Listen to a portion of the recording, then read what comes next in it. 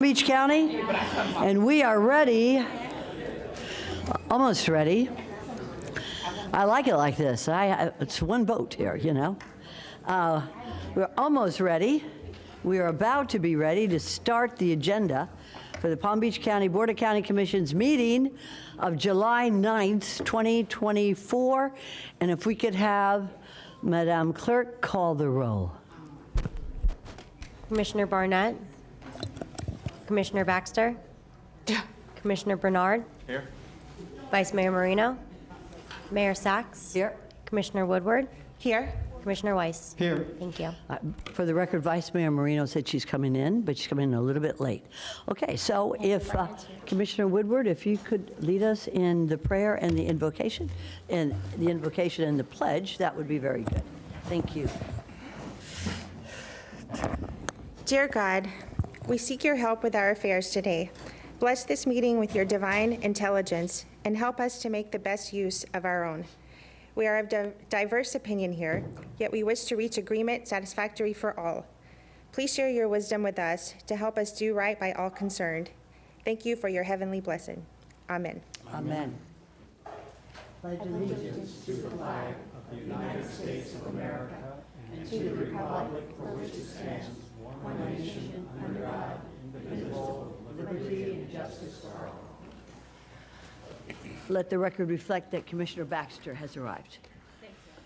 Okay. We are ready to start today, ladies and gentlemen. We have a workshop, but first we're going to have an agenda approval, additions, deletions, or substitutions of the agenda. Are there any? Mayor, members of the board, there are no additions, deletions, or substitutions today. Very good. If I could have a motion to adopt the agenda. So moved. Very good. I have a second by Commissioner Woodward. All those for, anybody opposed? See that it passes unanimously, 6-0. Okay, we're going on to the consent agenda. The clerk and comptroller, if we could have a receive and file at this time. Mayor, I'd like to make a motion to approve item 3A1 and 2. Very good. And I have a second by Commissioner Baxter. All those for, anybody opposed? See that it passes unanimously, 6-0. And now we're going on to, was that actually, that was the entire consent agenda? No, we need one more. So we have one more? Go right ahead. Yeah, so I'm going to go ahead and let me withdraw that motion. I'd like to make a motion to approve the consent agenda. Now, before you, or as you already made the motion, does anybody wish to pull anything from the consent agenda? Seeing no one. So if I could have a second to Commissioner Weiss's first, and I see it from Commissioner Baxter. All those for, anybody opposed, see that it passes unanimously, 6-0. And now we're on to the regular agenda, 4A1. And this is with regard to Palm Tran. Let's see here. Thank you, Madam Mayor. Commissioners, Administrator Baker. Before you is a regular item on WPB Go, the West Palm Beach Mobility Coalition. And this is a really kind of unique partnership with Palm Tran. And what we are doing with this is a grant that's coming down from DOT for $20,000 that we're working through WPB Go and a couple of other partners locally in South Florida that have worked on securing funds for commuters for bus passes. And we'll be working with WPB Go specifically in the West Palm Beach area with both businesses, governments, not-for-profits to set up specific accounts through Palm Tran with these dollars that they are going to offer to select businesses, governments, not-for-profits within the West Palm Beach area to be eligible for use for Palm Tran buses. And the way that it'll work is those businesses will get Paradise passes through our technology, and we'll be able to monitor sort of the flow of some of those riders that are getting on and off of those buses. And we've got a lot of excited entities, I think, that are out there I also wanted to recognize Mr. Jonathan Hopkins, who's with us today with WPB Go. I know that he has a comment card in as well and wanted to share some information with the board as well. But we're excited about this and would appreciate your support and happy to answer any questions you might have. Very good. Thank you, Mr. Von Laren. Does anybody have any questions of staff at this time? And Commissioner Weiss, do you have that card? I do. Okay. Why don't we go ahead and hear what the gentleman has to say? Jonathan Hopkins. Go right ahead, Mr. Hopkins. Good morning. Good morning, Madam Mayor and Commissioners. So good to see everybody here today. So this is pretty exciting because this is an opportunity to bring some best practices to Palm Beach County about growing transit ridership that involve collaboration between employers and transit agencies to help reduce congestion. And who wants to reduce congestion? Oh, everybody. Everybody's a yes on that. So we've been successful in working with city and county partners and with South Florida Commuter Services, which is an FDOT function that covers 7 counties, to bring FDOT money here to Palm Beach County to test, you know, if transit passes are provided by employers, what does that do to parking demand and roadway congestion? We already know through intercept surveys that Palm Tran ridership accounts for about 9% of people getting to downtown West Palm Beach. And there's data out there that shows just 5% increase in traffic can take a road from free-flowing to congested. So Palm Tran already helps keep some of our roads moving by making people take up less space. We're just going to try and test, okay, how much more can we accomplish by employers and the agency working together. So we hope that the commission approves this contract item that allows us to purchase passes at the standard public rate, you know, $2 per ride, $70 a month. And we can come back with understanding how this helps move more people in Palm Beach County as we grow. Thank you, everybody. Very good. Thank you. Commissioner Weiss, your light is on. Did you want to have a question? Yeah, I had a question Hopkins, sir, just for one Mr. second. Hopkins. Yeah, my question is, you know, you did mention you're going to have governments potentially participating. Would that include the county and county employees being able to be participants? Yes, Commissioner Weiss. So we've already have identified some interested parties, haven't done final, you know, selection. If we're shooting to do about 25 employers, give or take a few, depending on the size of what those employers are. We've had a number of departments of the county interested in participating. We will have, you know, county employees participating in this. We'll have city employees participating in it. Our goal is to cover a broad cross-section of sectors, so we understand, like, oh, these tools might be really great for restaurant workers and 9-to-5 workers, but they might not work well in some other sector. So we really want to, as any good experiment would do, to see that cross-section. Okay. All right, thank you. So this basically is a trial. It's a pilot program. Yes, ma'am. This is a pilot. And will you have a report back after the pilot program is finished? We will, and one of the exciting things about this is the data and technology that we have with Palm Tran. I think that's one of the reasons why they're particularly excited about partnering with us, is that we can produce that data, and we're looking forward to sharing it with the board so that you all are aware of, you know, the And success. if things go well, Mr. Bodlaren, on this, Mr. Hopkins, you'll report back to the county, and you'll also report back to FDOT. Correct.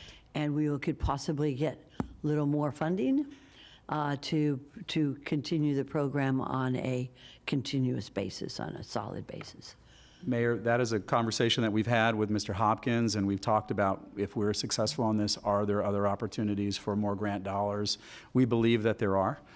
So that's why we're going to kind of go full speed ahead on this to make the best case that we can, but we think that there will be opportunities if this is a success. Thank you. Thank you very much, Mr. Hopkins. Thanks, Madam Mayor. Thank you.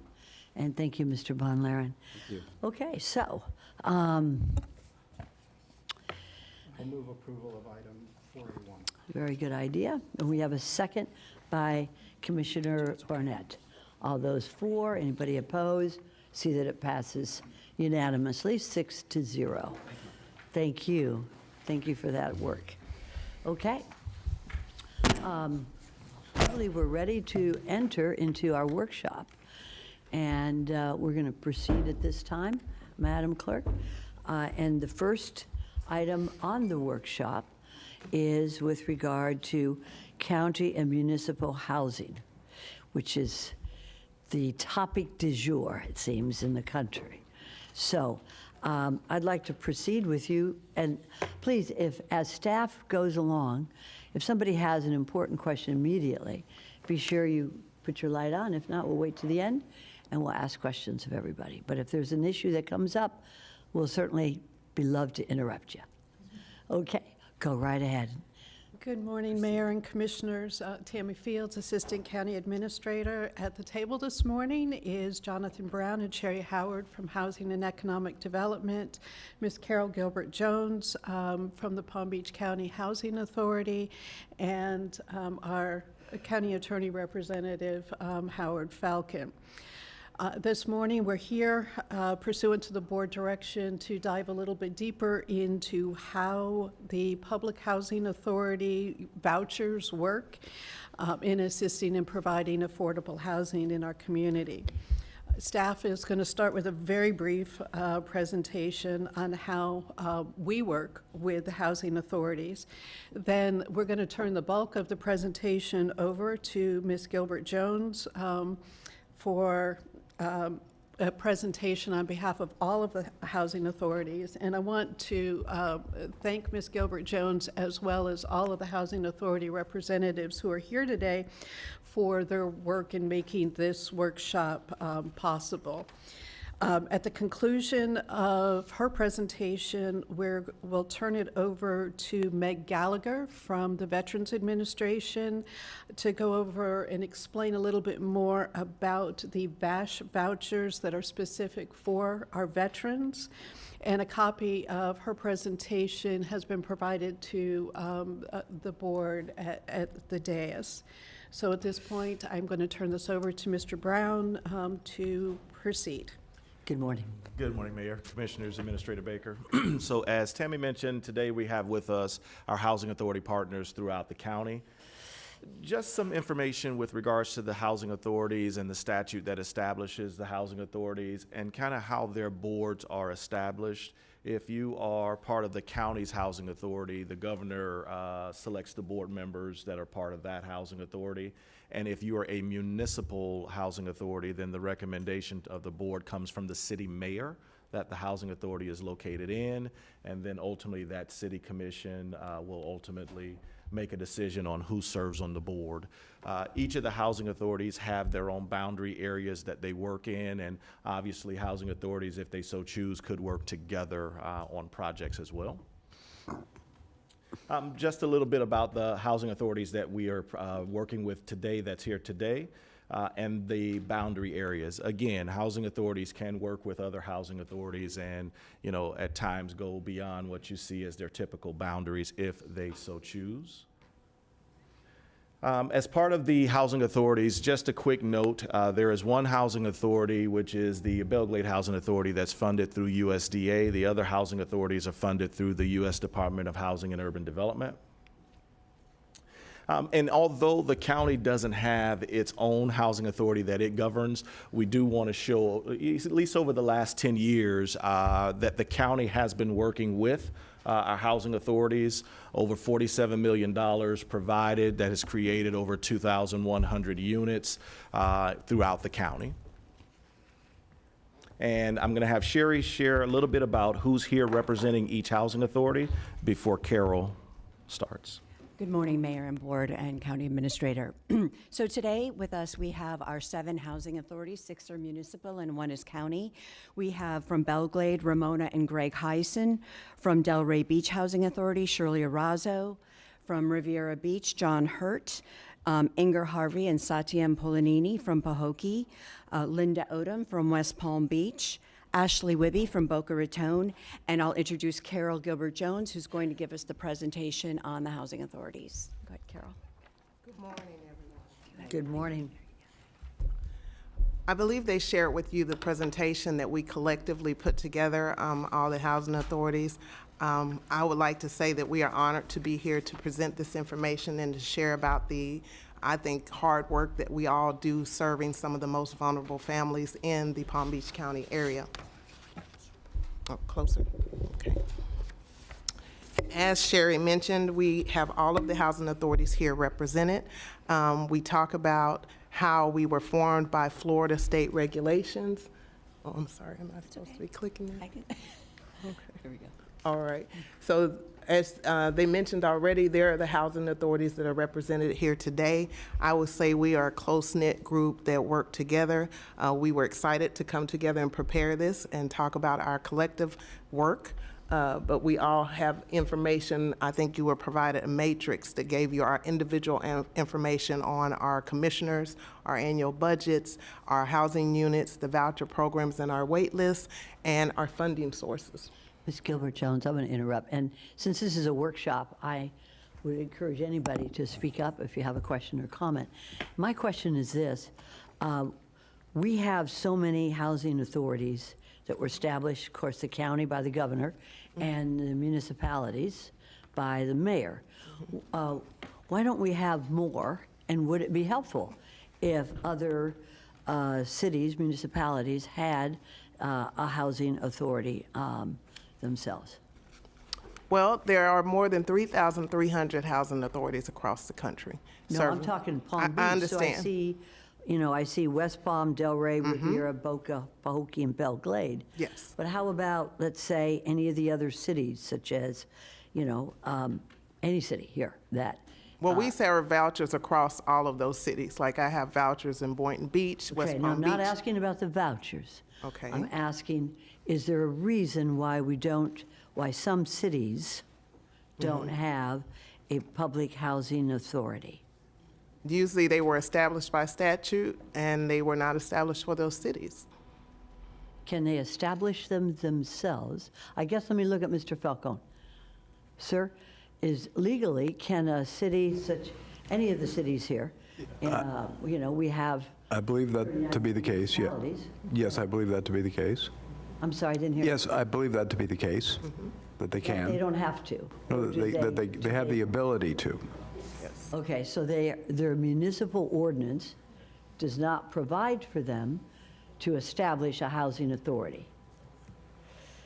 I can't address that because I haven't looked at the individual cities and their, charters, constitutions, whatever, to say what they say and don't say, but they have the ability to do it if they elect to, I believe. So it's under their authority that they don't want to have, that they don't need to have one if they don't want one.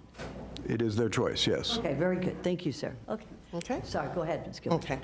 And so you have the housing authorities represented here. It talks about our authority. We are governed by the Florida state statute as was collected. We are independent entities. We are not part of a municipal, county, or state government. We are typically defined as quasi-governmental.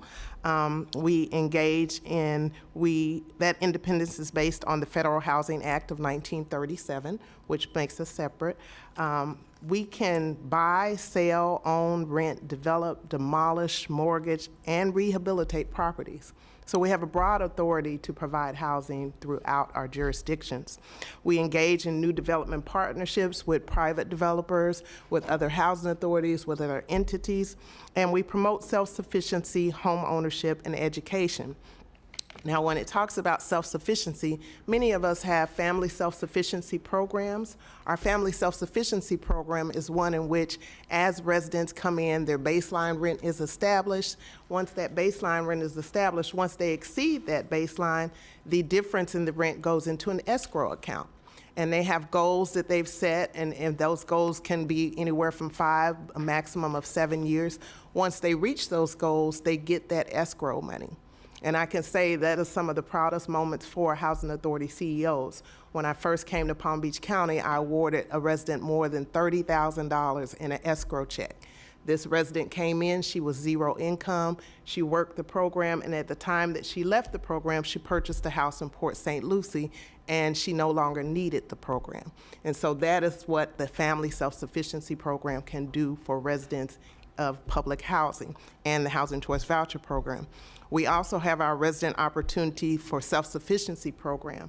That's where we can provide case management to public housing residents to help them determine what does self-sufficiency look like for that family, because we know it's not the same for every family.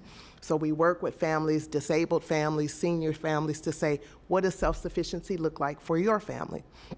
We have our Jobs Plus program.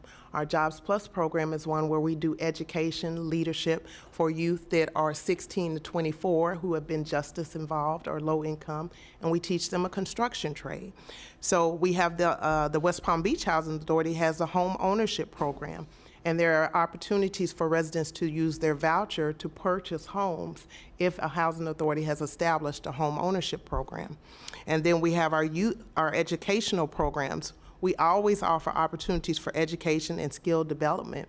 And so we work with partners throughout the county to provide education for our residents, to provide childcare, to provide basically to meet basic needs. We partner with agencies to do that. The partnerships include the Palm Beach County School District, other municipal and county governments, economic and healthy lifestyle programs. We partner with the Continuum of Care, with Career Source, Vita Nova, Dress for Success. We're constantly partnering to make sure that we are helping our families get the supportive services that they need. So when we talk about the housing programs, you have public housing units. These are hard units that are operated by housing authorities. And as I was stating, public housing comes in all sizes and types. It could be scattered single-family homes. It could be high-rises for seniors. There are approximately 970,000 families living in public housing across the country, and they're served by 3,300 housing authorities. So we have a lot of, here in this area, we have about 2,179 public housing units. And they're serving 6,537 individuals and households. So we also have the farm labor housing. There are 712 units of farm labor housing, which is the USDA program, and they're serving 3,060 persons within those housing units. We have the Housing Choice Voucher Program. This is HUD's most major program for providing rental assistance. There are 2.3 million families that are receiving Housing Choice Voucher assistance across the country. There are two types of Housing Choice vouchers. There's a project-based voucher, which we'll talk about a little later, and there's the tenant-based voucher. And so we will talk about what is the difference in those two types of vouchers. But overall, the housing authorities are serving more than 30,537 people in Palm Beach County. Now, as we talk about the housing programs, all of our programs are designed to provide safe, decent, affordable housing to those in need. There's various initiatives that help us modernize and build and support homeownership, rental assistance, economic self-sufficiency, as I talked about.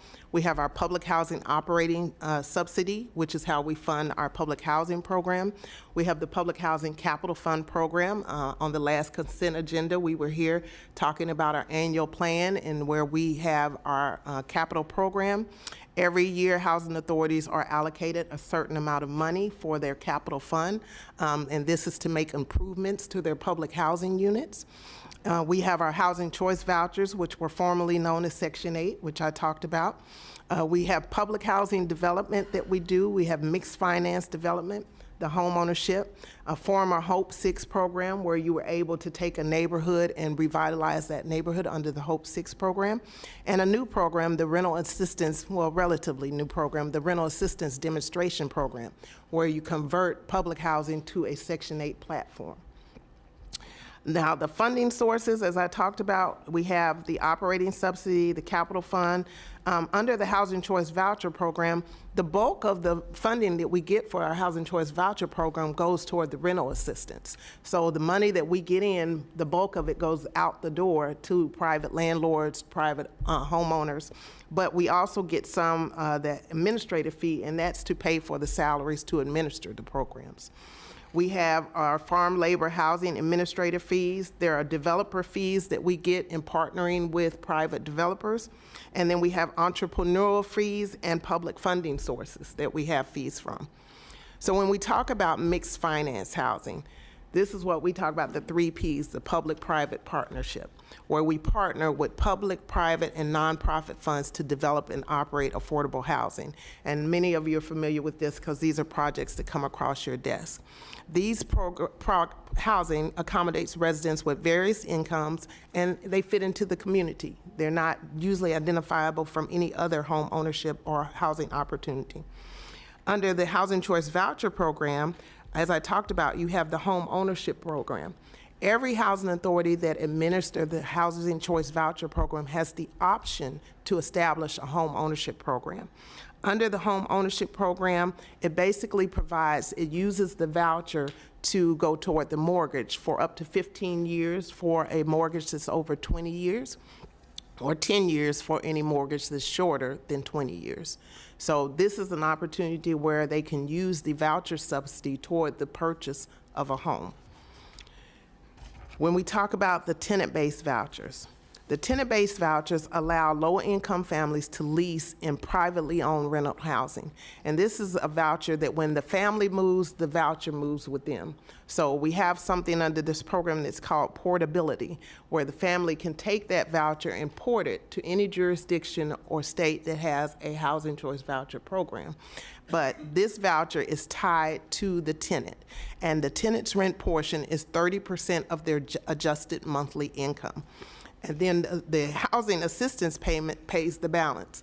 So if you had a rent of $1,600 and the tenant's rent was $200, the voucher would pay the other $1,400 to make that unit affordable for the tenant.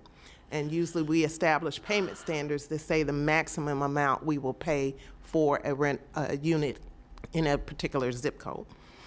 You also have the project-based vouchers, and project-based vouchers are the ones where we tie project-based vouchers into other housing communities. So they're a component of our regular housing choice voucher program. We use these vouchers, and when you project-base a voucher, the voucher assistance is tied to the unit. So if the family moves out of the unit, the assistance stays with the unit. Unlike the tenant-based voucher, if they move, the assistance goes with them. In these, we can use up to 20% of our authorized voucher units to project-based units in private communities. I think you've heard us talk about, oh, we have a community and we're placing 30 vouchers within that community. Well, that's where we would project-base and we would provide assistance for those 30 units. So we can do up to 20% of our authorized voucher authority and an additional 10% for special populations, and that would be like elderly or those in a low census tract. Certain units are excluded from our project cap, and some of those units would be the elderly, disabled, or the HUD-VASH vouchers that might be excluded.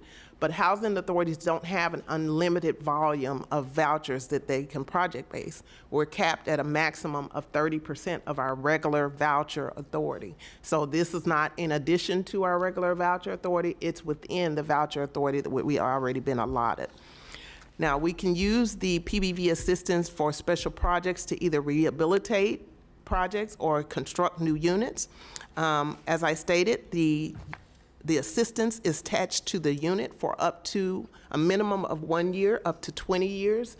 So we're talking about a substantial investment of a 20-year guaranteed rental income when we project-based vouchers in these communities, because that's the maximum term. But most times, once we project-based vouchers in a community, we don't remove those vouchers from a community. We continue to support those vouchers in perpetuity unless the owner typically decides they don't want to have the project-based vouchers there.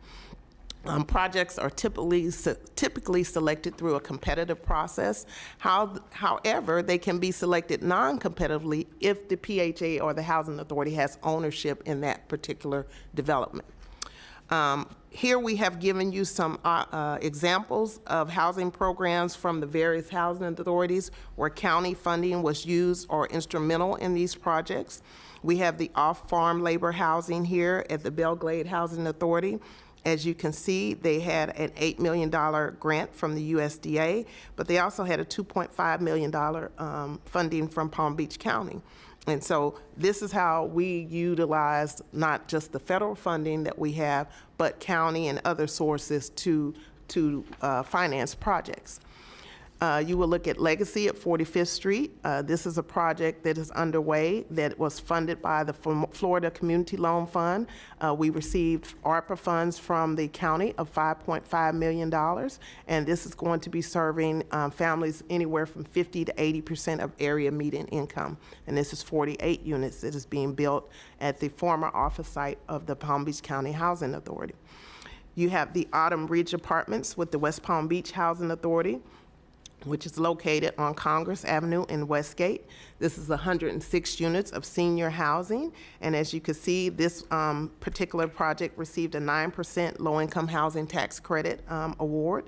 They were awarded $2.7 million by the Palm Beach County for gap financing, and it's currently under construction and estimated to be completed in November of this year. The Island Cove Apartments by the Delray Beach Housing Authority is 60 multifamily units. The funding source was HUD, Project-Based Section 8 subsidy. They had a $1 million CRA award, and they received 4% tax credits and sale for this.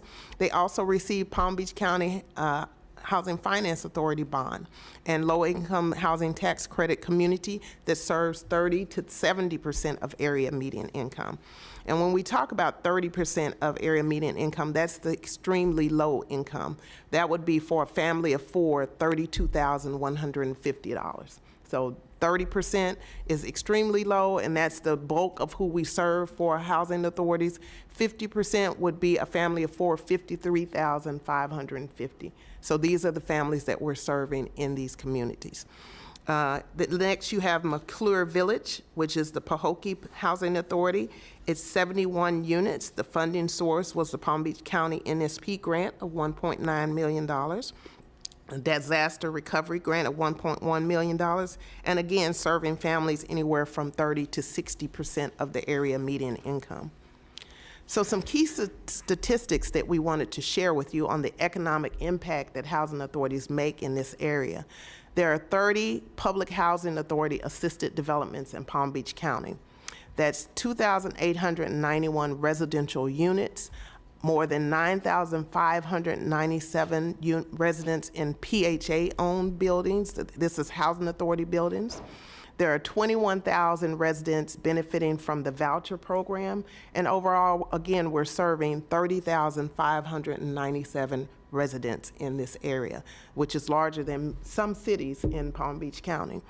We have 244 direct employees, but there's numerous indirect employees from the people that we contract with to do our capital improvements through grants. So we are employing and an employer throughout Palm Beach County.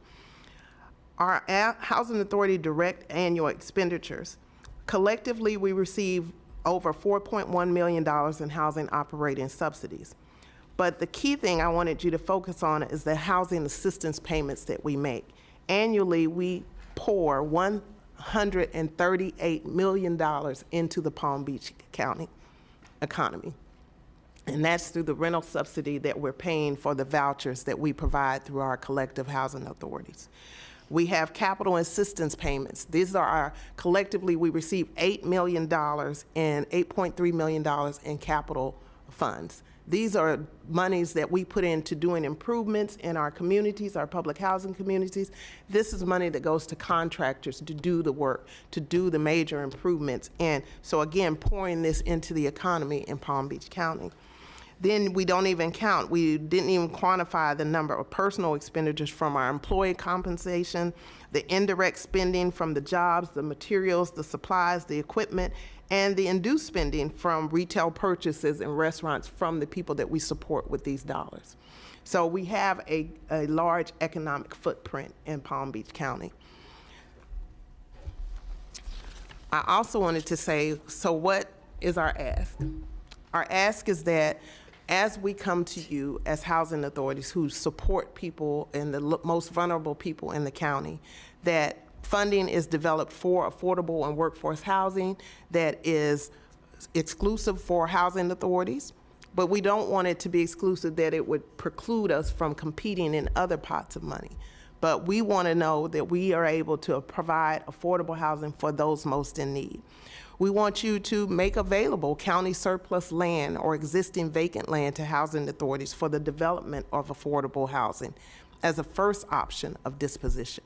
We are serving those people where land is often a challenge of being able to build affordable housing because of the cost of the land. We would like a preference for developers that partner with housing authorities for development of affordable and workforce housing and funding opportunities. And we would ask that you include housing authorities in all affordable housing discussions and policy making. We are serving 30,000 families, and often we are the only voice that they have at the table. And so we want to ensure that as decisions are made for these families, we're at the table to give you information on the families we serve and the needs that we encounter every day.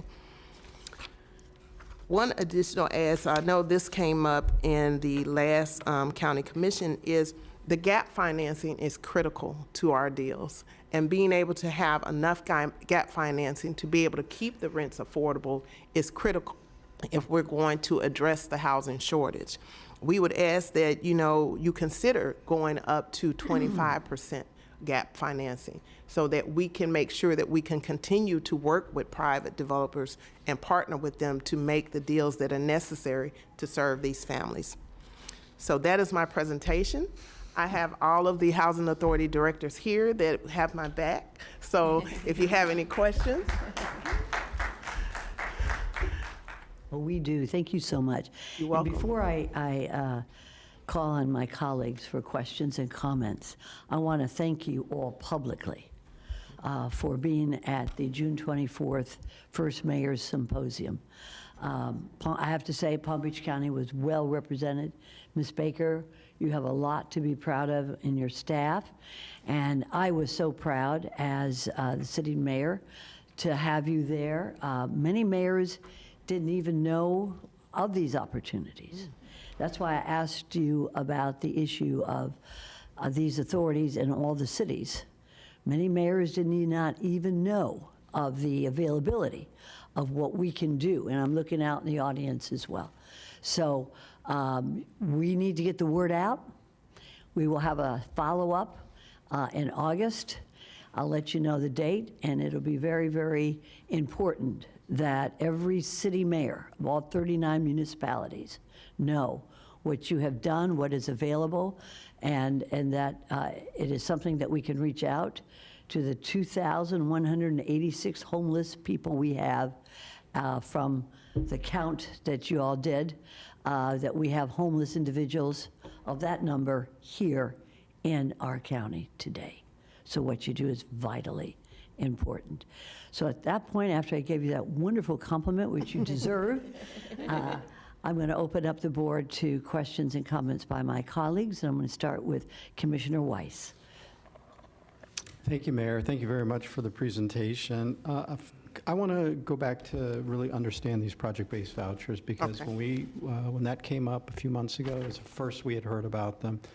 I really need you to explain exactly how they work. Okay. So if you could do that, that'd start there.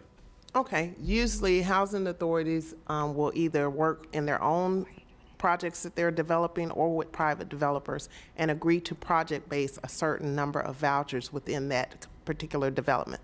So say you have a development of 150 units, the housing authority may commit to project-based 25 of those units, which means we would provide the rental subsidy for those units. And a lot of times that subsidy is critical to making those deals work, to make the deals pencil out financially. So we would provide subsidy for a minimum of 1 year, but up to 20 years. And so they're able to write that subsidy into their pro forma. And so we will take our vouchers and we place them there, and they will permanently, that subsidy is permanently tied to that unit. So even if the family moves out, the subsidy remains in that community and tied to that unit. So how many of them exist that are unused right now in the county? And can you speak on behalf of all the housing authorities? Do you have How many are project-based? Mm-hmm. I know within my agency, we have projects-based 614 units total. So that's what you currently That's have. what we've currently project-based. And how many are available? Every housing authority can project-base up to 20% of their total voucher authority. So if I have a voucher authority of 3,500 units, the maximum that I can project-base is 30% of that voucher allocation. So every housing authority can do 20% and an additional 10% if they're serving special needs populations with those project-based vouchers. If these project-based vouchers, so you get a total number annually from the federal government, is that correct? HUD gives you an allocation, your voucher authority. So you have the authority for this number of vouchers. So say For forever. 3,400 vouchers. Yes, forever, unless you get a new allocation. Sometimes HUD puts out notices every year and says, okay, we're opening up mainstream vouchers. You can apply for additional allocation. But usually you have to get that allocation from HUD. And most of the times that's competitive when you're applying. Sometimes they just award them. So how do we have any because I'm clear you can only speak on behalf of your housing authority. Are there any project-based vouchers unused Yes. or available in your housing authority today? Yes. How many? I think when we looked, well, there's been some changes recently. There's a new legislation that came back out that may open up some greater project-based voucher authority. But if we've only used 614, I think we have a total, Tammy? About 300. So my question is, you have 300 project-based vouchers. We have lots of projects throughout the county getting built each and every day that are market rate. Why aren't we putting in 3 or 5 or 10 of those vouchers into every project? Usually it has to go through a competitive process. So we have to put out an RFP and we have to solicit for people that want to have the project-based vouchers. But there's the possibility for any developer to apply to that solicitation to ask for an allocation of project-based vouchers. The only time it does not have to be done competitively, and that's because we want to make sure it's fair to all developers, is if the housing authority has an ownership stake in that project. They can project-base without a competitive process. I guess what I don't understand is if you have 300 of these vouchers available, you could easily say, okay, I want to make 50 of them available this quarter. Bring me your RFPs. Which housing authorities do. But I guess my frustration is we've got these vouchers, we've got people building new units that could, but I don't see them being applied.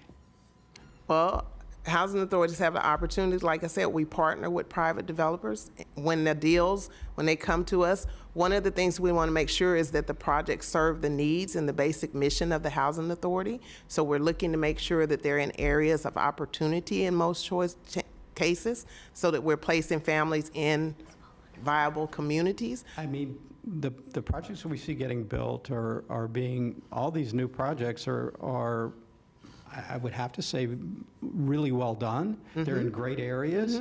I mean, because you see them, the buildings go up, they fill up. So I guess I don't understand. The developers have to come to us and work with us. But if we're trying to provide as much housing to as many people as we can, right, and it's a crisis, it seems like we should be proactive in trying to get these tools out. I'm questioning why we have the vouchers are money sitting there that could be invested in helping people. So I'm going to move on from that because I think really every housing frustrating authority CEO here can say that they project-based vouchers in certain communities. But if there's any that are left on the table right now, they need to be put to work. As fast as possible. But they come out of our regular voucher authority. So they could be a tenant-based voucher or they can be a project-based voucher. So we issue them to families because the whole thing is the Housing Choice Voucher Program. The reason why we can't project-base our entire authority, because that limits the choice that families have. Okay. And so we have to follow HUD guidelines on how much of our voucher authority we can project-base. So there's 300 vouchers that are not being used, that could be used either for a project-based voucher or they could be used. We don't get a special allocation of just project-based just being vouchers. given to families to go choose their own place. Why aren't they being used? We're pulling people, we are issuing tenant-based vouchers. We have projects right now that we are considering where we project-based vouchers. If we have 300 vouchers that are in your authority, why aren't those out on the street now? we are pulling from our wait list, and they are going to be out on the street. But we can't flood the market with 300 vouchers, knowing that because there's not enough supply. We don't want to put them all out at one time, and everyone's competing for the same unit. So we strategically pull from our wait list. Unit if they can go to any unit. They can go to any unit. That doesn't mean that any unit is going to be acceptable, that the rent is going to be affordable. There is a maximum amount that we will pay for a unit. The rent has to be reasonable. The unit has to be affordable for the tenant. There's a whole eligibility determination that we have to do to make sure that we don't want to place someone in a unit that is uninhabitable.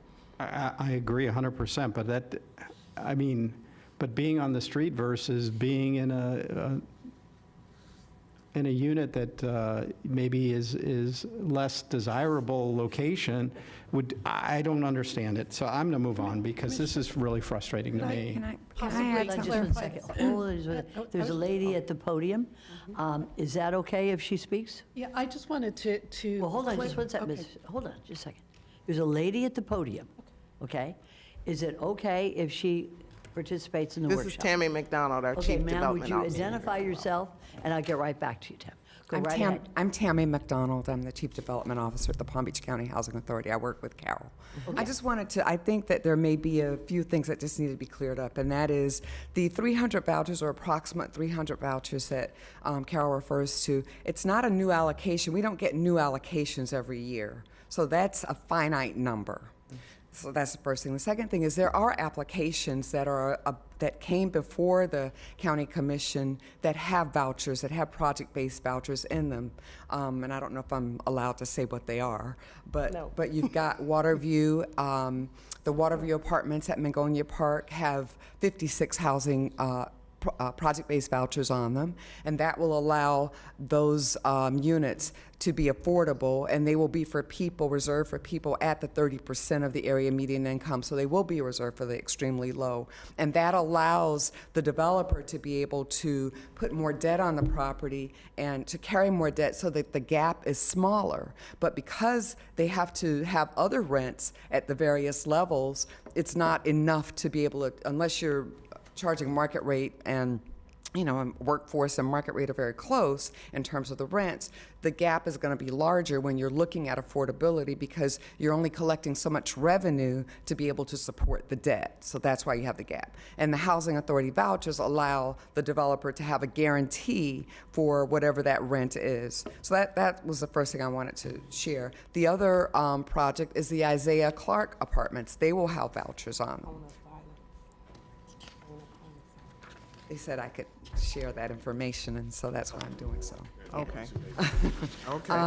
And so we're not just sitting on the vouchers, the excess vouchers, and we do make them available. Developers know they're very well aware that there are project-based vouchers at the various housing authorities, and they can submit applications and make requests. And there are requirements and policies by which they understand, and there's certain circumstances where if they partner with us as co-developers, for example, we don't necessarily have to do a competition or go through a competitive process. But because we are looking at how do we expand the amount of affordable units throughout the county, some of those project-based vouchers would need to be used as we make expansion of our public housing communities, because with our public housing communities, we also have a cap in terms of how many units we can build or how many units we can have, and that's another authority, the Faircloth Authority. However, we may need to utilize some of those project-based vouchers to be able to increase the number of units.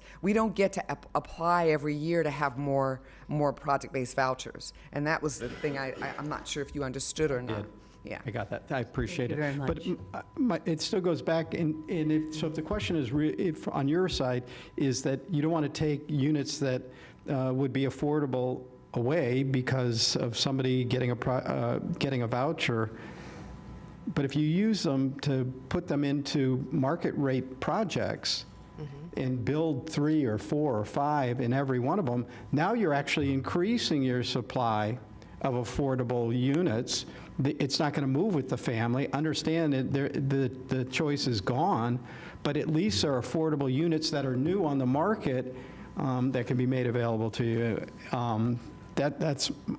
So that's my point on that. And I know my colleagues have questions, and I don't want to tie this all up, but I would be really interested in understanding what the mean and the average time people are receiving vouchers for, how many, and the same thing for people living in public housing units. What does that look like? How do they transition? What percentage transitions? When you talk about how many people you're serving, is by vouchers? Is that count the household, or is that the number of people living in the household? And then lastly, and you answered this on the determination of the number of vouchers that a community or housing authority receives. So, Commissioner, if I could provide a little bit of clarification. What are you doing? And this is the second time I'm interrupting you. Ms. Baker like to say something? No, Taby's probably going to answer the question. I just wanted to point out that the 300 units that you talked about are available today. The projects that we have pending coming back before the board will tap those 300 units. And so you'll have even less than that. Correct. And when we talk about the projects that we bring online, the BCC approves, I hear you loud and clear, Commissioner. I'd like to also require it, but the developer has to agree that they want these type units in, and they have to have a maximum rent. we give them additional density. I agree. We change land use, and we give them stuff, and I'm- we don't ask for. We could ask if that's the board's We should be asking for direction. this, and if we had these vouchers available, we could be asking for this. But we don't, because we didn't even know it existed. We now know, Now we and know. we'll work with them. I work with I want them. to see people get houses quickly. Everybody up here, all of you do. Yeah, we do. We're very, so we'll work with the housing authorities. We'll also work with our developers, but the maximum rent has to be a certain amount because they won't go up to the 121 or 140%. They won't go that far up because the maximum they can pay is the difference. And so we'll continue to work with them. I hear you loud and clear, and this is another avenue for us to work with developers. And then we'll be able to tell you whether developers are willing to work with them or not as you're going through the deliberation process. And that was one of our asks, give preference to developers that work with housing authorities. That was one of the asks that we had, because we do try to partner with private developers and place vouchers in those communities. But they have to want those vouchers, and it has to be amenable to us. We have a finite authority. Once my 300 is gone, I don't have any more to project base, ever. Go ahead, Greg. Go ahead. So does anyone know what the total in the entire county is? The total that have been project-based? No, that we have available in the county. Oh, we can get that information, because some housing authorities, their cap is almost reached, or they may not have any more. And that was part of the clarification that I wanted to give, is many of the projects that we brought forward to you under either the HIP program, the Housing Initiative Program, or under the bond allocation did have project-based vouchers, either from the Palm Beach County Housing Authority or from several of the other housing authorities that are here. So those have got that contingent project base pending, that those projects go forward and we're able to fund those. So those have already been allocated. And as Ms. Baker said, we have to get the developers' cooperation. Certainly if the board set a policy regarding the having project or looking to project-based vouchers or having preferences in those that are getting additional density or additional dollars, we could have those requirements. However, for the vast majority of projects that are being built at market rate, they're just being built at market rate, and they can choose whether or not they want to allocate. If they're getting additional preferences, yes. Right. And that was part of the reason, I think that the board wanted this workshop to be able to give us direction.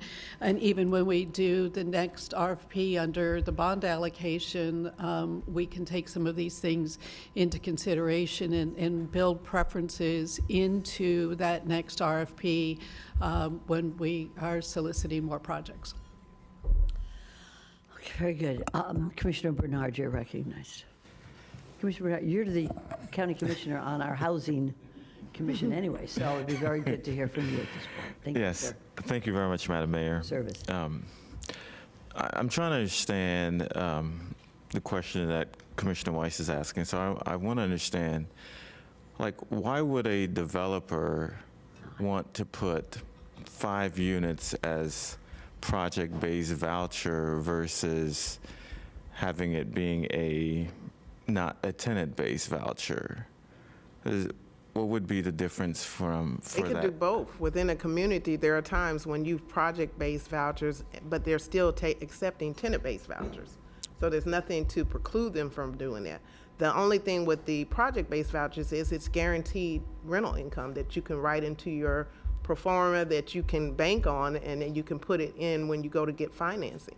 Because we're saying, typically, we just did one, we're going to sign a HAP contract for 20 years.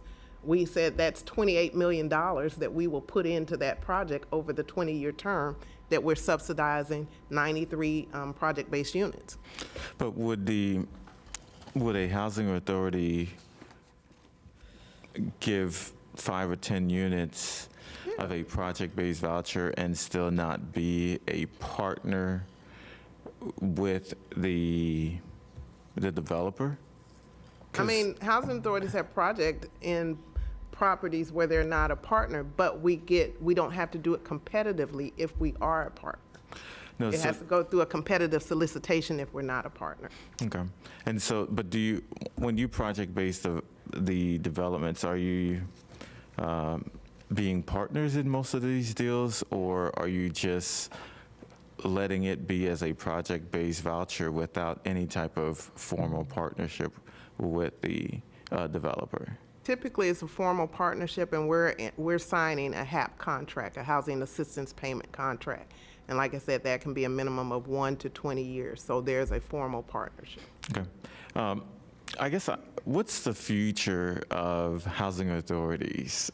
Where do you see, like, we're dealing with a crisis in terms of housing, and where do you see the housing authority going in the future? And the reason why I'm asking that is, I know a lot of us, in the past, what we saw in terms of housing authorities were, developments that didn't get rehab, and, where they were eyesores in a lot of communities.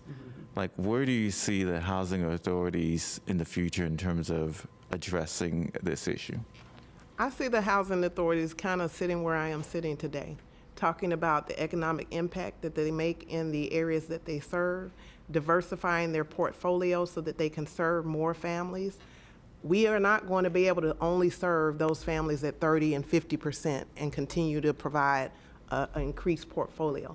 So that's why we talked about mixed financing. We have to have some market rate. We have to have, some workforce, and we have to mix that within a community, because a community of just affordable housing is not financially sustainable. And so that's where housing authorities are moving. They're moving to diversify their portfolios. They're moving to become their own developers and to develop communities utilizing their leverage with their vouchers and with their funding sources. And so that's where housing authorities are going. We're saying, hey, we're at the table. We want to develop. That's why we're saying we need land. Give us land that we can develop housing. I went to Columbus Housing Authority just recently, and they talked about how they were going in the red just trying to offer their affordable housing.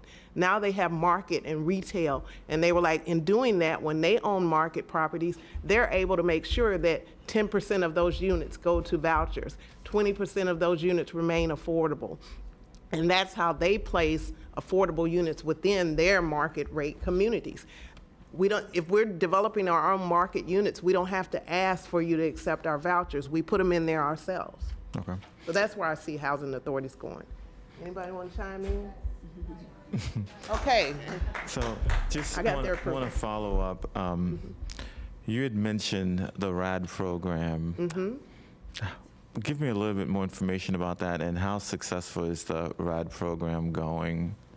The RAD program, we have not done any RAD deals at the Palm Beach County Housing Authority. And I know that some housing authorities, the RAD deal was a good program, the Rental Assistance Demonstration Program. But I know for some, the RAD rents are not keeping up with the rents that are needed. And RAD was promised to be a net neutral program. All they're doing is combining your public housing operating subsidy and your capital subsidy, and they're transferring it to a voucher platform. You're not getting additional subsidy. It's the same subsidy you were getting under the public housing program. So for some people that has worked well, for others not so much. There are some changes that are coming to the RAD program to try to address the rents, but the rents are not keeping up under the original RAD program. Okay. Follow up, Madam Mayor. Go right ahead, sir. You said that 30%, you can pretty much project base about 30% of your units. Would you want to have the ability to increase your ability to project base more units? You can't. By regulation, you can only project base 30%. I know, but what if, would it be better? I asked when I was at a HUD convention because I have people that I've issued a voucher and they've searched for 10 months and they can't find a unit. So I'm like, if I had a set unit that they could go to, but they don't want to limit the choice portion of the program. We want families to have a choice in where they live. So if they want to rent a single family home, they can. When we project base it, that assistance is tied to that unit. And so HUD is kind of tied to, do we call it a choice program if we're limiting the amount of choice?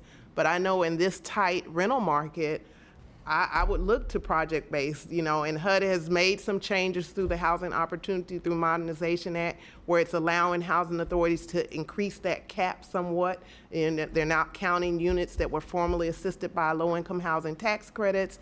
Foster youth initiative vouchers can be project-based and not go against your cap. So we're looking at how do we project-base more vouchers to assist more families within the regulation. I know for me, that's something that I'd love for us to, work with our federal counterparts, is to figure out ways that we can increase the percentage that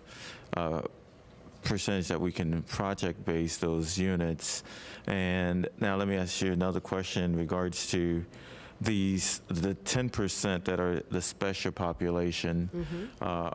Do we have any more abilities to continue to increase so that 10%, especially veteran vouchers?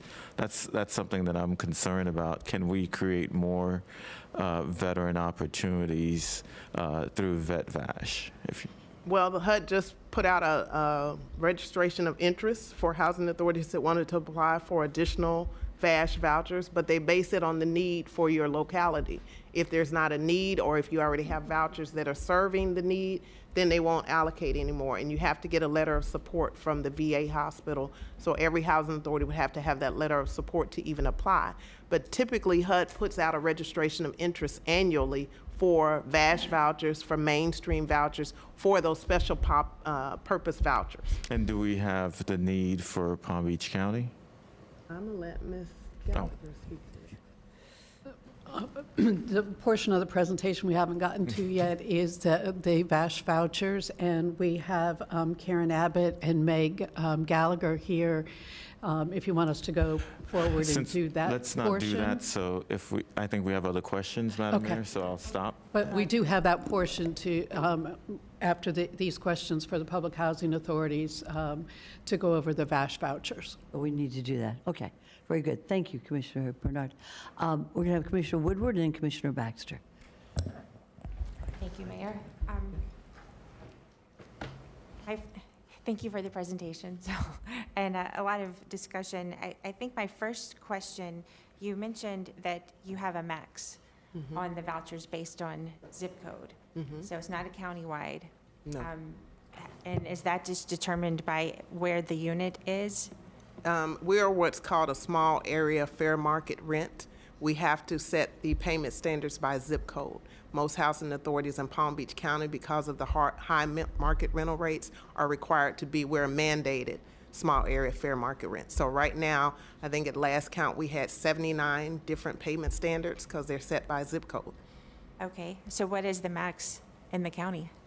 What is the max? It's determined by that zip code. It could be For Wellington, it could be 5,000. For Riviera Beach, it might be 4,000. So So the it's vouchers don't actually have when we receive the voucher, we get a number of vouchers, not a dollar amount. Like, sometimes it's a combination. You get this much money for this much vouchers. Well, there is. You get a voucher authority and you get a budget authority. You cannot exceed either one. So even though I may have the authority for 3,500 vouchers, if my per unit costs are running higher, I can't exceed my budget authority for the number of vouchers. So HUD caps me at, they may say you have a $31 million housing choice voucher program. If you can only lease 2,400 vouchers and get to 31 million, then you can only do 2,100. But if I can do 3,400 at 31 million, then I can do 3,400. So it's a delicate balancing act, vouchers versus budget. Now, is that on tenant-based or both vouchers, project-based as well? Tenant-based and project-based, it all comes from one pot. We don't get additional project-based. If I say I have 3,400 vouchers, that includes any project-based and any tenant-based. So the project-based vouchers that you do, and you could do 1 to 20 years, you set a dollar amount on those. What is that based on? Is it based on market? It's the contract rent that's asked for when you sign the HAP contract. And that could be the market rent at that time for that unit, but it would change. They can ask for a rent increase annually based on the market. And if they ask for the rent increase, then that increases your voucher? That increases the cost of the voucher. If it's reasonable and it's within the payment standard, yes, it can increase the cost of the So voucher. if it goes above that, do you remove the voucher? No. It just can't go above that. I mean, we're going to pay a maximum amount of subsidy. So you can't come and say, I want $7,000, and we say the max is $5,000. If it goes above that, then they have to negotiate. We negotiate that it has to stay within the payment standard. And most people where we project-based vouchers understand that there's a maximum. Right now, we're at 120% of the fair market rent. I would say most housing authorities in this area are at serving, the payment standard is at 120% of the fair market rent because the rents are so high. And we had to, I know our agency had to request a waiver to go to 120%. Typically, you can only go up to 110%. Okay, so if they, do you put the time limit on there, like the 1 to 20 years from the very beginning? Yes, Is that we an sign a agreement? HAP contract, we can extend it. It can be extended. And typically, before that 20 years is up, we'll enter into another HAP contract for up to another 20 years. So that's why I said it's not like we put them there and we're going to take them away. In my experience, it's very rare that you remove the subsidy once you place it on that development. Now, that unit, if you have a project-based voucher, is it deed restricted as far as how, because when we do a workforce or an affordable unit, it's a deed restricted unit. Is it a similar process for a voucher, on a project-based voucher? I don't know of a deed restriction on it. There's a I mean. How is the compliance monitored? HUD monitors it. The housing authority is monitored to make sure that it's within the regulations of the voucher program, because it's considered a regular voucher. Okay, but it's not a deed restricted. They just know that. They just know. I'm looking for, asking. because sometimes Yeah, these units I'm not- don't stay. Well, once we place it, it has to, when we do a HAP contract for 20 years, then that means the unit will stay a project-based voucher project for 20 years. And HUD monitors who. The who housing moves authority into it. signs the HAP contract, so we're going to make sure that it stays a project-based voucher for 20 years. And who decides the tenant? The tenant can decide if they want to stay there in that unit, but the assistance is going to stay with the unit, no matter what the No, tenant I mean, does. who, like, if it has to be someone who's income verified. Yes. Who's doing that part? The housing authority is The doing housing that authority part. does that? Yes, we determine their eligibility, income, household composition, assets, all of that is done by the housing authority.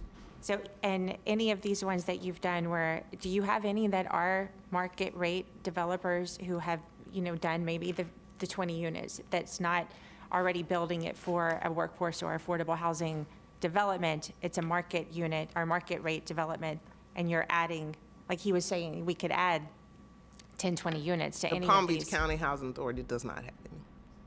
Does anybody, do you know, or any of the others? I Do want you- to say West Palm with Pulte. Do you have any Would market you- rate no, developments? wait, no, we're not going to do this like this.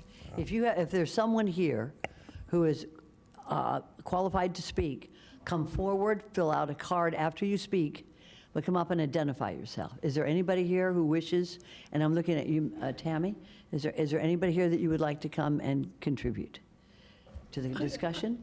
I'm thinking that West Palm Beach Housing Authority, if they have any, they may want to come on up. Is there somebody here from the West Palm Beach Housing Authority who wishes to speak?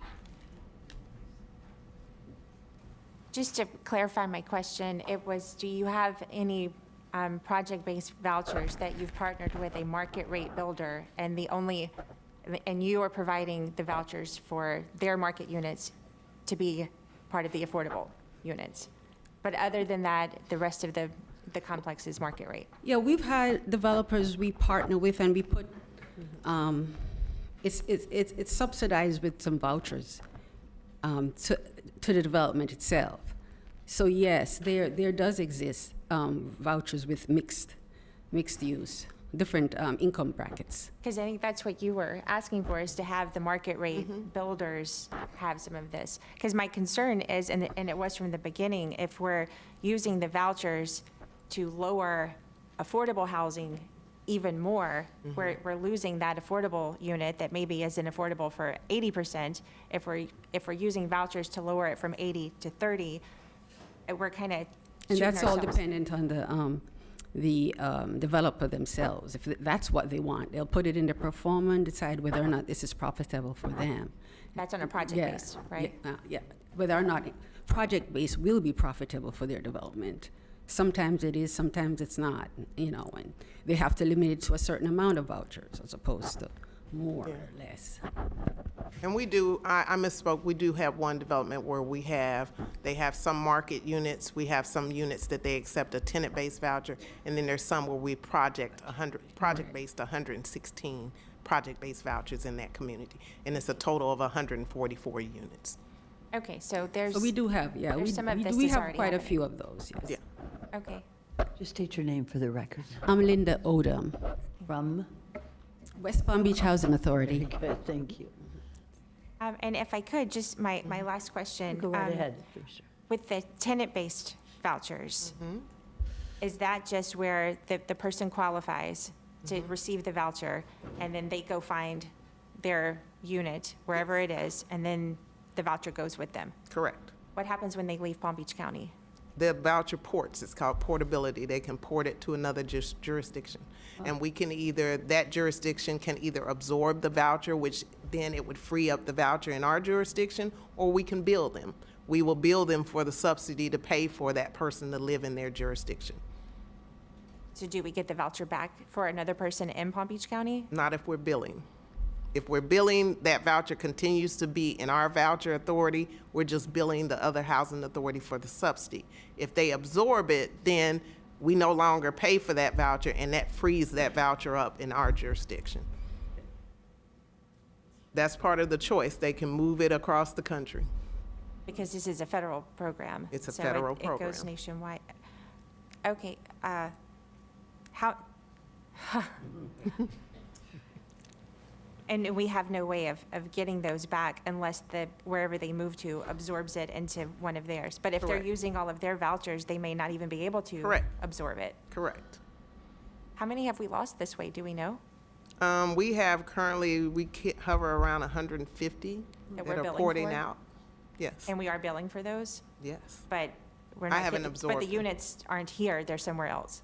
No, they may be in North Carolina, they may be in Atlanta, but we're billing that agency for that tenant that has our voucher in their jurisdiction. And that can just go on for as long as, forever? As long as, or they could decide to port, a lot of times they port and move somewhere else. Okay. That's the choice portion of the program. It's their choice where they want to live. So when you give someone a voucher, they are a resident at the time of Yes, Palm they Beach have to County. live here. Most housing authorities have the stipulation that they have to reside in that jurisdiction for at least a year before they can port. All right, thank you. Yeah.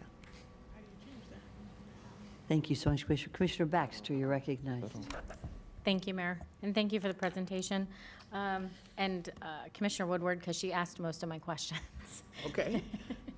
So a couple of follow-ups, and I'm just so I'm understanding this, so HUD actually designates how many vouchers you get? Yes. And so the only way you would get more, because you have a finite amount, is if they chose to give you more?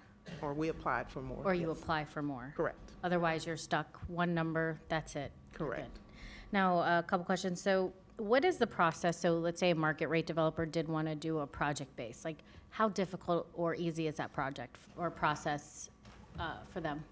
I wouldn't say it's difficult. It's responding to the RFP, and we have to do follow our procurement guidelines on how we procure this particular developer to do business with.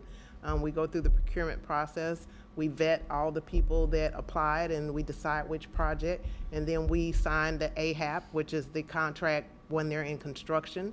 And then once we're committing vouchers to this project, and then when the project is done, then we sign a HAP contract that guarantees the assistance for the 1 to 20 years.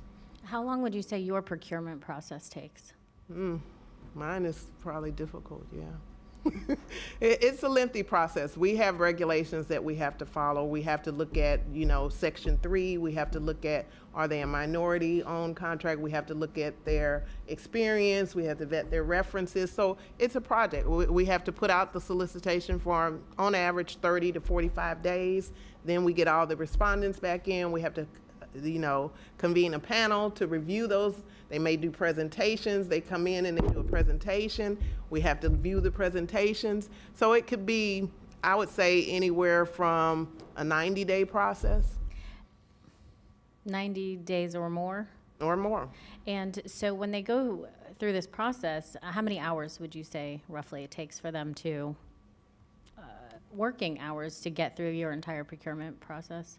Working hours, I know they have to spend time putting their solicitation together, and usually, they have to provide us 3 to 5 copies, so we have enough copies. Working time, they're investing a substantial amount of time to go through the process. So just to go through the process, the time, and then at the end, they're still not guaranteed the project? Vouchers. Not guaranteed, correct. So I just a hunch, I think that might be why market rate developers don't necessarily want to do that. Well, another lengthy process. Thank you for answering the questions. Okay, any other questions or comments by members of the board? I have a couple of questions, just a few. We have to follow a HUD restrictions, and it seems like there's a lot of federal restrictions on availability, on portability, on whether somebody qualifies. But we put Palm Beach County money into these projects. At what point can we use Palm Beach County ordinances for the monies that we put into these projects?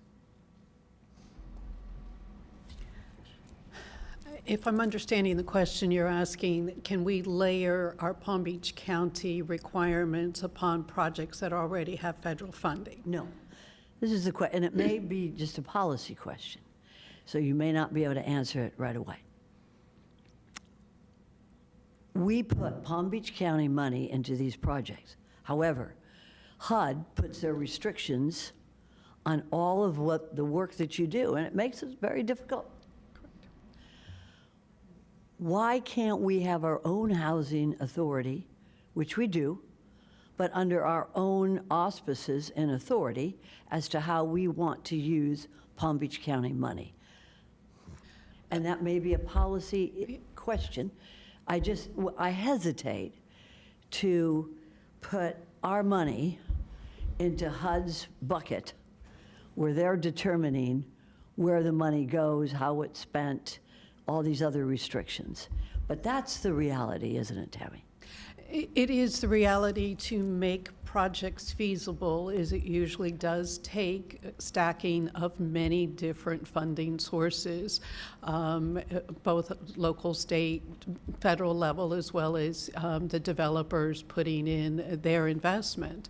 So that stacking in order to make a project feasible means that every jurisdiction, every funder that is putting in a contribution will have their own restrictions. And that can be cumbersome at times.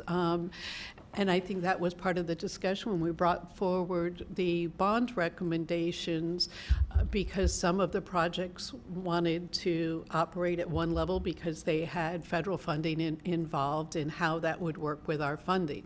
But certainly the Board of County Commissioners has the ability to put in whatever restrictions you deem appropriate. It just will be a matter of whether or not the developers will find it feasible to use our source of funding if they have other restrictions that might be more burdensome or less burdensome, and we're putting in more burdensome restrictions. I can't imagine anybody having more restrictions than the federal government, especially HUD. You guys are operating under some very tight, restrictions. I know, Ms. Baker, you want to say something, but it just seems to me that we have a crisis in our hands with housing for homeless and for our most vulnerable. And we are operating under a very restrictive mode of being able to provide affordable housing for our people. And maybe we can find a different way. And also another thing, and I'll call you in just a minute, Ms. Baker, but the issues of these 39 cities, and I spoke to so many mayors about this, and I'm just curious, and you may not be able to, this is probably more of a statement than a question, Ms. Fields, but the housing, this municipal 7 housing authorities have the right to determine availability and eligibility in their cities for these projects. Now, we have 7. We have 39 cities, okay? The VA, I know it's its own entity there, but it's in, I believe it's in the city of Riviera Beach. But and then we have Mangonia Park. Mangonia Park does not have a public housing authority, and yet we're building in Mangonia Park. So I think that we got some work to do here, because this is a big issue with housing for our homeless, and it's become even bigger since the Supreme Court decision. So we've got some work to do. I'll call in just a minute, Ms. Ms. Baker. As we all know, there's a pecking order when funding comes in. The Fed's rules dictate, then the state rules dictate, and then our local rules dictate. So they supersede us. However, I think we had 1 or 2 projects where we didn't have the additional subsidy when we came to you with the bond thing.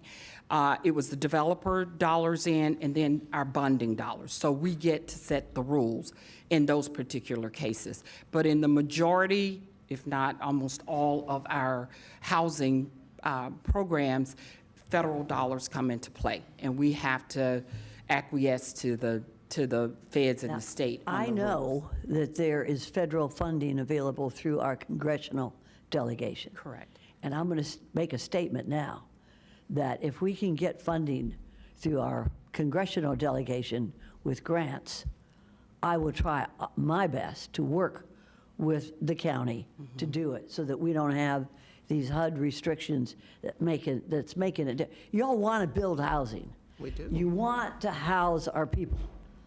But it is so damn difficult with all these restrictions, and only 7 municipals have housing authorities. So you're working with a broken system, and I'm not saying the federal government's broken, but maybe I am. Maybe I am. What I'm saying is that Palm Beach County money and grants from our congressional delegation, and there's a lot, and we'll discuss that at another public hearing, that we can maybe make it easier and quicker to build housing for our homeless. And I know that you work so hard on all of this, and we will work together. Commissioner Weiss? Thank you, Mayor. I just want to follow up on Mayor Sachs's questions regarding multiple housing authorities. And can you explain, is there any benefit, or what the benefits would be of every municipality establish their own housing authority? I don't know that there would be any benefit, because you have multiple housing authorities here that serve the entire county. I mean, we provide vouchers throughout the county. West Palm Beach Housing Authority provides vouchers through a large portion of the county. So even for those municipalities that don't have a housing authority, they're being served by the other housing authorities. Their residents and people are living. All that would do is create another agency for HUD to fund. HUD typically has not been in the business of creating new housing authorities, but because there's 3,000 of them already. But I don't know that, like, I have residents that Boynton Beach does not have a housing authority, but we serve Boynton Beach residents. So they're served not by just me, but by other housing authorities in this area. But is there funding, when you establish a housing authority, does funding come along with it from the federal government? I think there's limited funding in the HUD budget. It's just going to siphon off funding from another agency to fund another housing authority. I don't think it's going to increase the funding or I guess increase that's the number of bottom line. vouchers. Would it increase the funding, vouchers, or anything by having additional housing authorities? I don't believe so. HUD has a limited budget. They're going to allocate so much per state, and that So goes. we're just going to take the pie and cut it up? We're going to slice it six more And ways. have more, potentially more administrations, more costs? Correct. Just doing all the same thing? Correct. Any thought about taking all the housing authorities and putting them together then? There are some housing authorities that have formed like consortias, and they've, where there's smaller housing authorities. You have some housing authorities that are very small that join, or even if they don't join, they're operated by a larger housing authority. They're administered by a larger housing authority. So that's a possibility, and some housing authorities have done that. Okay. But I would like to close with one comment. I think, yes, we may have a difficult procurement process, but one thing that housing authorities can say is we bring guaranteed revenue to a deal for 20 years. So I think if you're going to get $28 million over 20 years, that makes the process a little worth doing. Plus, we also are going to serve those families that might not be served. And so, yes, we have regulations and restrictions that we have to go by, but we also bring to the table that we bring you guaranteed rental income, and we bring you a guaranteed wait list of applicants. I have a 16,000 person wait list. Oh. So how 16,000? 16,000 person wait list. I think if you look in that, I opened that in June of 2022. We closed it in December of 2022. We bring you guaranteed applicants, guaranteed revenue, guaranteed subsidy for 20 years. That's what we bring to the table. Thank you so much. You're welcome. Thank you so much. You do amazing work. Appreciate it. Thank you very much. If we could now transition to the Veterans Administration and the VASH voucher program, and we have Ms. Gallagher and Ms. Abbott to go over that. Do you want the clicker, or do you want me to do it for you? Yeah. Thank you, Madam Mayor, for giving us the opportunity to give you some information on our program. So we're going to define to you what the VA homeless program means. We're going to tell you about our Healthcare for Homeless Veterans program, which is our initial program, veterans coming in off the street, and then our HUD VASH program. We start out with the homeless veterans program, which Ms. Abbott is the section chief for. These are veterans that are coming right off the street. Speak a little louder. These are veterans coming right off there you go. the street, identifying themselves as homeless. We have a Veterans Resource Center at the VA where they can come in, they can take showers, they can do their laundry, they can get food, they can meet with our staff there to identify community resources that would be able to help them immediately. As part of that program, we have what we call our contracted residential treatment program, where we contract with agencies in the community to house the veteran for a very short period of time until we can get them into stable housing. The central goal for our program is to reduce homelessness among veterans by conducting outreach to those who are the most vulnerable and not currently receiving services to engage them in treatment and rehabilitative programs. So within our homeless veterans program, we have our Veterans Resource Center, which I already mentioned. We also have our Veterans Justice Outreach. So we have clinical social workers going into our jails and prisons every day to meet with the veterans that are currently there to see how, when they come out, we can assist them and they're not homeless when they come out. We also have our Grant Per Diem program, where the community housing providers will agree to house our veterans for up to 2 years to get them stabilized. This could be, versus our contract, this Grant Per Diem can give them the opportunity to say, become mentally stable if that is what's keeping them from maintaining their housing. It could be helping them to address their substance abuse issues. It could be veterans that are in domestic violence situations that need someplace to go. Then we also have our employment services. So the veterans that are not working for whatever reason, we have a team of employment staff that are working with them. Some of them we employ at the VA, some of them we employ out in the community to get them the income to be able to maintain that stable housing. Okay, once they have entered that Healthcare for Homeless Veterans program, they're going to be referred to HUD-VASH, which is the program that I run.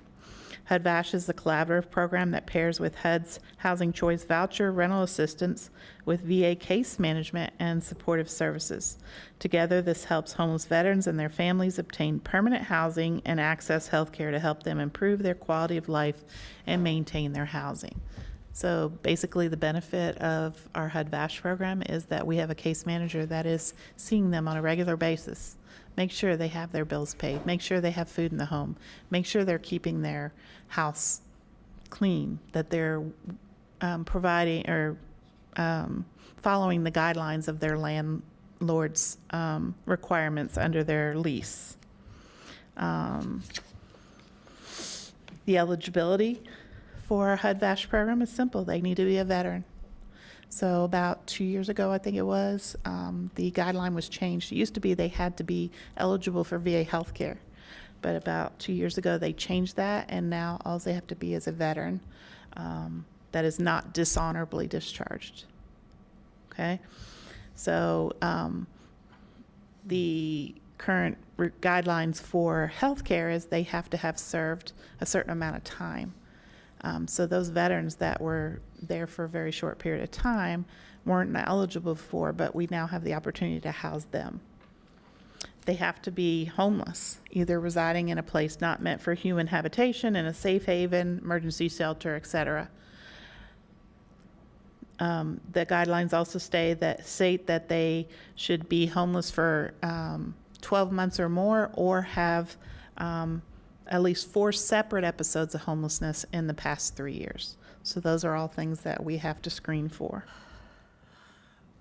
Needs to know about our HUD-VASH program is that they can bring a spouse and children with them on that voucher. The income does have to fall within our HUD guidelines. And then they have to choose housing within the geographical areas that our VASH vouchers cover. Okay, you can see from the next slide, these are the different housing authorities that we work with and the number of vouchers that they have. West Palm Beach Housing Authority has the vast majority of our vouchers, but we do have vouchers in almost every county in the area, every city in the area. As she said, if the specific housing authority does not have vouchers, then they can use vouchers from other areas to be housed. So we have a total count of 672 vouchers for this VA healthcare system. But again, we can't do this alone. We have a collaborative effort with the VA and the community partners, which gives us a greater potential for functional outcomes that will help veterans to be successful in independent living. We work with our housing authorities. A big program also is what we call supportive services for veterans and families. That is a federally funded program, but not run under the guidance of the VA system. It's under their local agency who has been awarded that program. We also work with our veterans organizations and our community agencies. So what do we need? We need more affordable housing. Our veterans are coming in, and as she said, she had one veteran 10 months. We've seen the same thing. A lot of them will select a unit, but then it won't pass the inspection processes, and so they have to start all over and find another unit. Veterans, can make their own choice. I don't want to live in this area, which sometimes we can't blame them. We might not want to live in that area either. Barriers to their issues are, a lot of them have background issues. They need legal assistance for evictions that they have in the past, poor credit, aging needs. The VA now has a Aging and Disabled Veterans Initiative, as we're seeing the age of our veterans increasing. Financially, they need help with deposits. SSVF does cover a lot of that, but some of them have used that in the past 2 years, so they're not eligible for it again. So if something were to happen, say they went to jail, they come back out, they don't have that assistance to get deposits to get back into a unit. Moving costs. They may have stuff in storage and literally have no way of getting it to the unit. So we have found a couple of moving companies that are willing to do pro bono work and help with that, but we need more assistance in that area.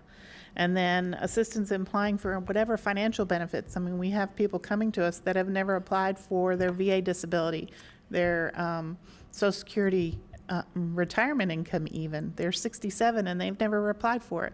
Number one, it may just be too overwhelming. They didn't have somebody to walk them through that system, so we need more people to help with that. Transportation to get around, look for housing. Nutrition and food. Once they're in the housing, do they have access to that? Our employment.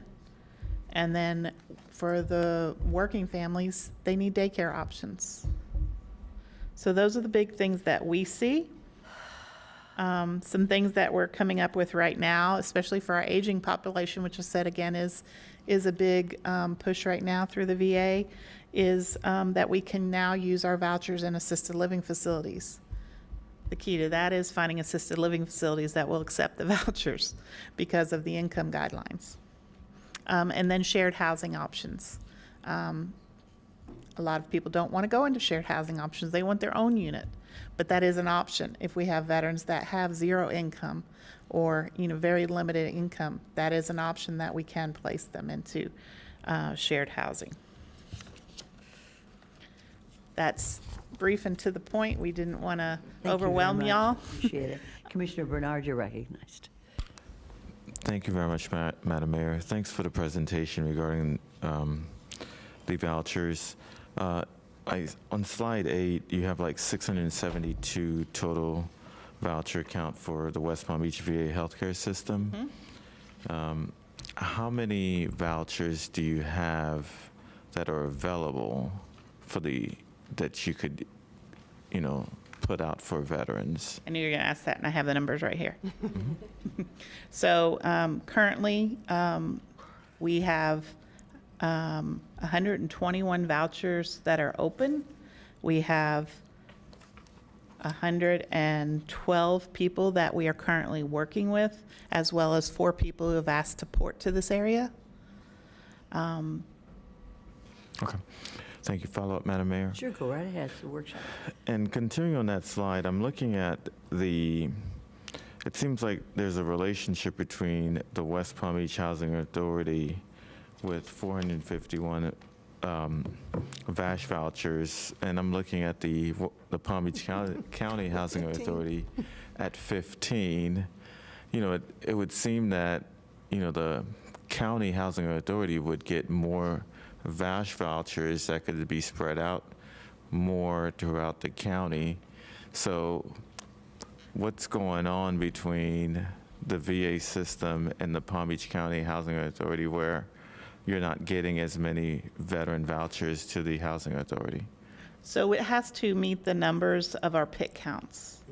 So we can not request more vouchers if we can't show a need for it. I think our PIC counts, I have that here.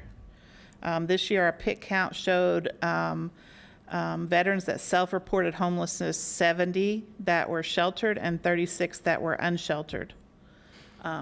And we currently have the majority of them on our list already that we're working with.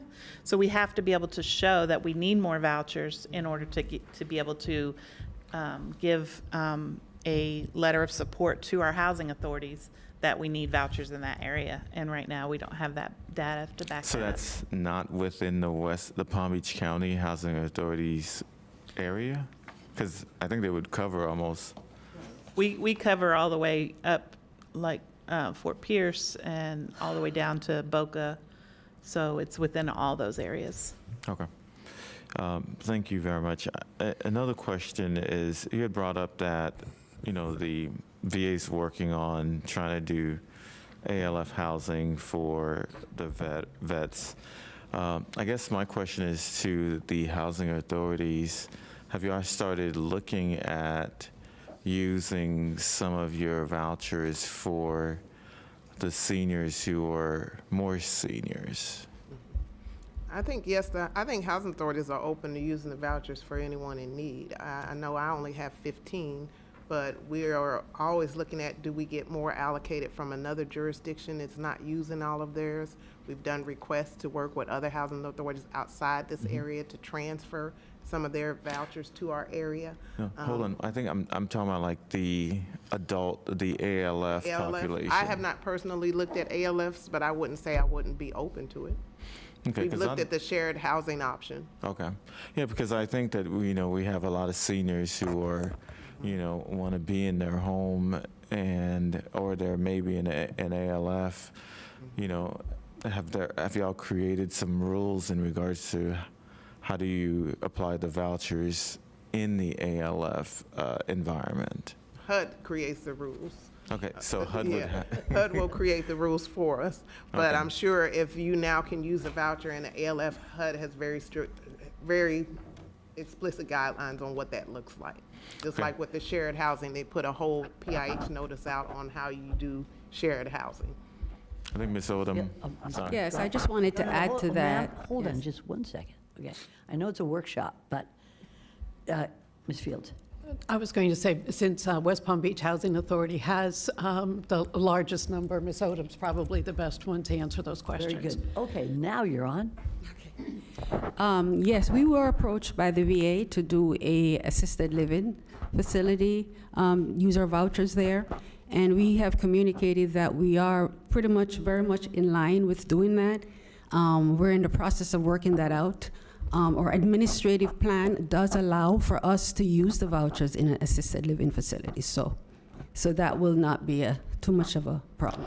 And follow up, Madam Mayor. You go right ahead. So are you looking at eventually going the route of making it a project-based ALF? Would you do your own ALF? Or? No, the VA runs the ALF. Okay. But we use our vouchers in the ALF. So, those individuals who need housing and that we have vouchers for would just use them in that particular ALF.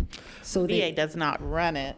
Yeah, not run it, right. We use it there, not run it. Yeah, we would not be responsible. But would the housing authority or eventually partner to create an ALF that could be more of a project-based ALF in the future? I'm just asking that. Yeah, there are, the federal government has been very liberal in trying to help us to utilize project-based vouchers for veterans. They've been giving us a lot of leeway in making like a unit that a VASH voucher is being used in that can actually just turn into a project-based voucher. So as far as assisted living facilities, I'm not sure that takes us a particular expertise. So that would, of course, be something that we would have to work with the VA on as part of the work, a facility.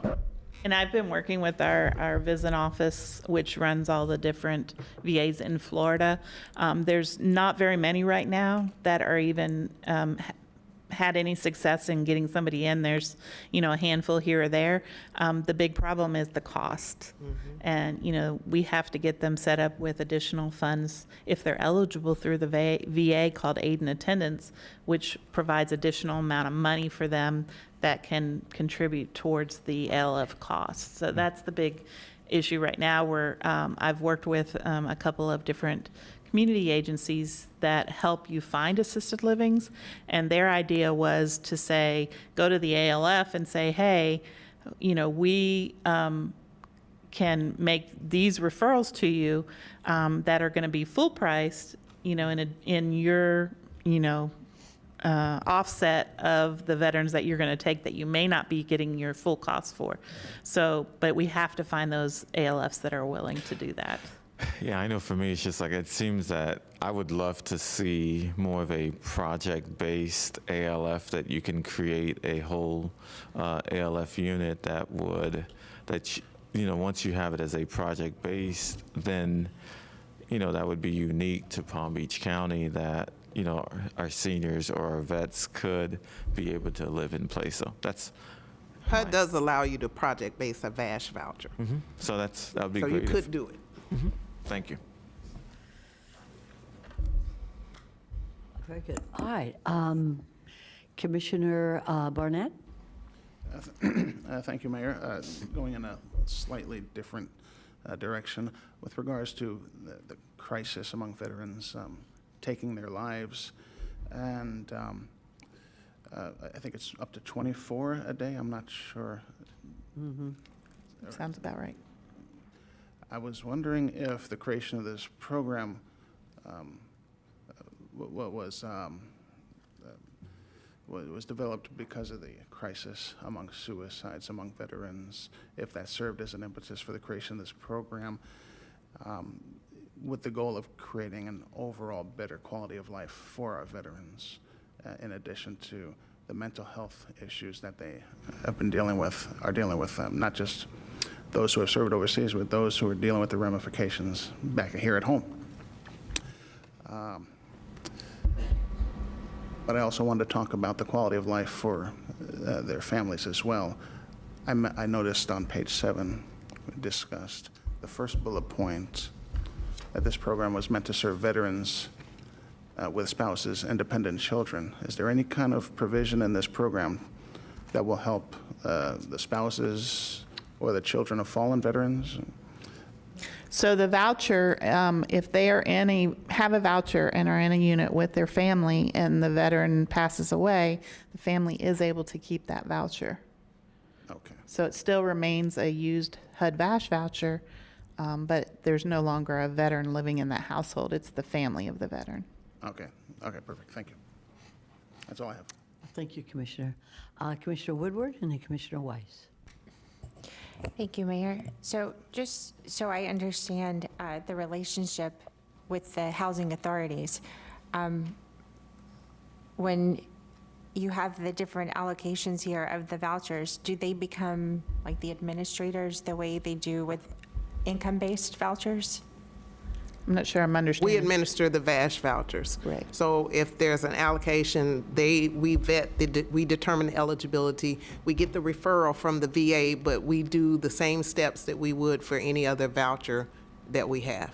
Okay, just adding in, I guess, because there was a number of parameters where they have to have been homeless or whatever, you have to go by those guidelines? Well, that's the Well, we go referral. by that. So we will screen them and then refer them to the housing authority. The partnership comes in as their voucher that they have goes along with the conjunction of our case management. So the VA, the entire time the person is in a VASH voucher unit, the VA sends a case manager in based on, there's an acuity scale and it's based on the veteran's needs. So some of them are seen weekly, some of them are seen biweekly, some of them are seen monthly, some of them are seen every 3 months. It just depends on where they're at But that is what keeps them stably housed, is that case management component. So when you have, say, the Palm Beach County Housing Authority, you have 15 vouchers, you would get the referrals From the VA. from the VA for those units, and then you help Issue them them. find the units, or? Well, between the VA and us, yes, we help them. We have someone that would assist them in locating units, or if we know of units, but the VA also would provide have those housing services. specialists that work Yes. specifically with the VASH. have landlords, and we know of units, but they don't have to go with what we know. A veteran can go out there and they can find somebody willing to lease to them, and as long as that person is willing to work with the housing authority and be approved by them to be a landlord, then they can use that unit. It doesn't have to be somebody we've already identified. So then would those vouchers then be used the same way for like the zip code HUD Yes. numbers? Is that how that Yes. gets figured? Yes. Okay. And so if you were to do project-based vouchers, though, you have 15 for the county, would that reduce the 15? Yes. That number would come from that 15? Yes, Okay. unless I And- got an additional allocation. Okay, and I guess to Commissioner Bernard's question with the, why there's 451 with West Palm and all the others are pretty evenly, is that? It's where the need is, basically. The need is showed to be more in the area of West Palm Beach, and as you go out, you see less need. So does the West Palm Beach Housing Authority, because it's the only one, I guess, up here, does their reach cover Riviera Beach and where the VA actually is, their authority? Okay, so proximity to the VA is the West Palm Beach Housing Authority. Okay. Commissioner Weiss. So I'm trying to understand this question about where they're at. So if they're homeless, couldn't they basically then say they want to live in any one of the housing authority's jurisdictions? We usually will ask them, where's your preference? Do you want to live in West Palm Beach? Do you want to live in Fort Pierce? Do you want to live in Boca? And they will, it's the veteran's choice where they go. And then we will say to them, well, we don't currently have a voucher open with that housing authority, but we might have one here. Doesn't mean that you can't live in the other areas.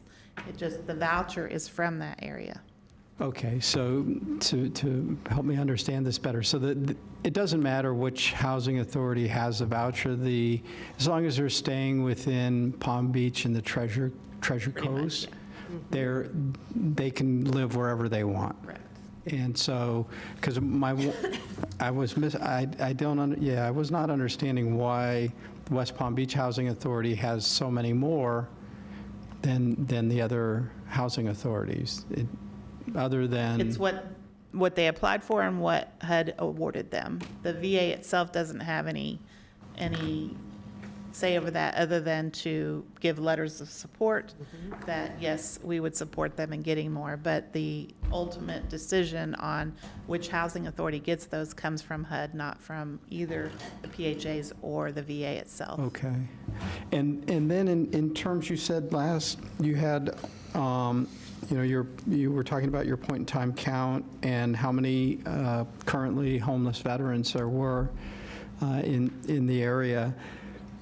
And so are you going to the federal government annually and asking for an allocation? Is that how it works based on the point-in-time count? HUD puts out a registration of interest, and they invite housing authorities to apply for an additional allocation of VASH vouchers. And they usually do that annually. The one they put out, I think, is due August 20th. But it is going to be based on, is there a need for additional vouchers in your area? If we can establish that there's a need, they will not allocate additional VASH vouchers to your area. And how's that need established? They look at the point-in-time count, the number of homeless veterans not being served. So in August, how many are we going to be applying for? We're not applying for We're any not. more right now. We don't have any data to support that we need more. Okay. And again, that's just for veterans.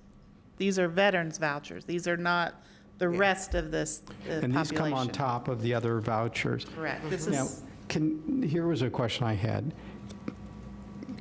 Can I take a voucher if I have a person-based voucher? Can I take that to an affordable unit? Can I take that to a workforce unit as well? You can take it to any landlord that will accept that voucher as long as the rent is reasonable and the unit meets the inspection standards. So do we know if we're losing any of the subsidized units that we're building to folks that are also then having a voucher applied to that as well, so that we're actually losing units? I don't know if we categorize it as losing units, but as we talked about with the bonds, our dollars will come in toward construction. The voucher dollars are going to come in toward revenue. So it's absolutely possible that we're going to be funding the construction part of affordable units that will then have voucher dollars to help subsidize the rent. Is that a good policy?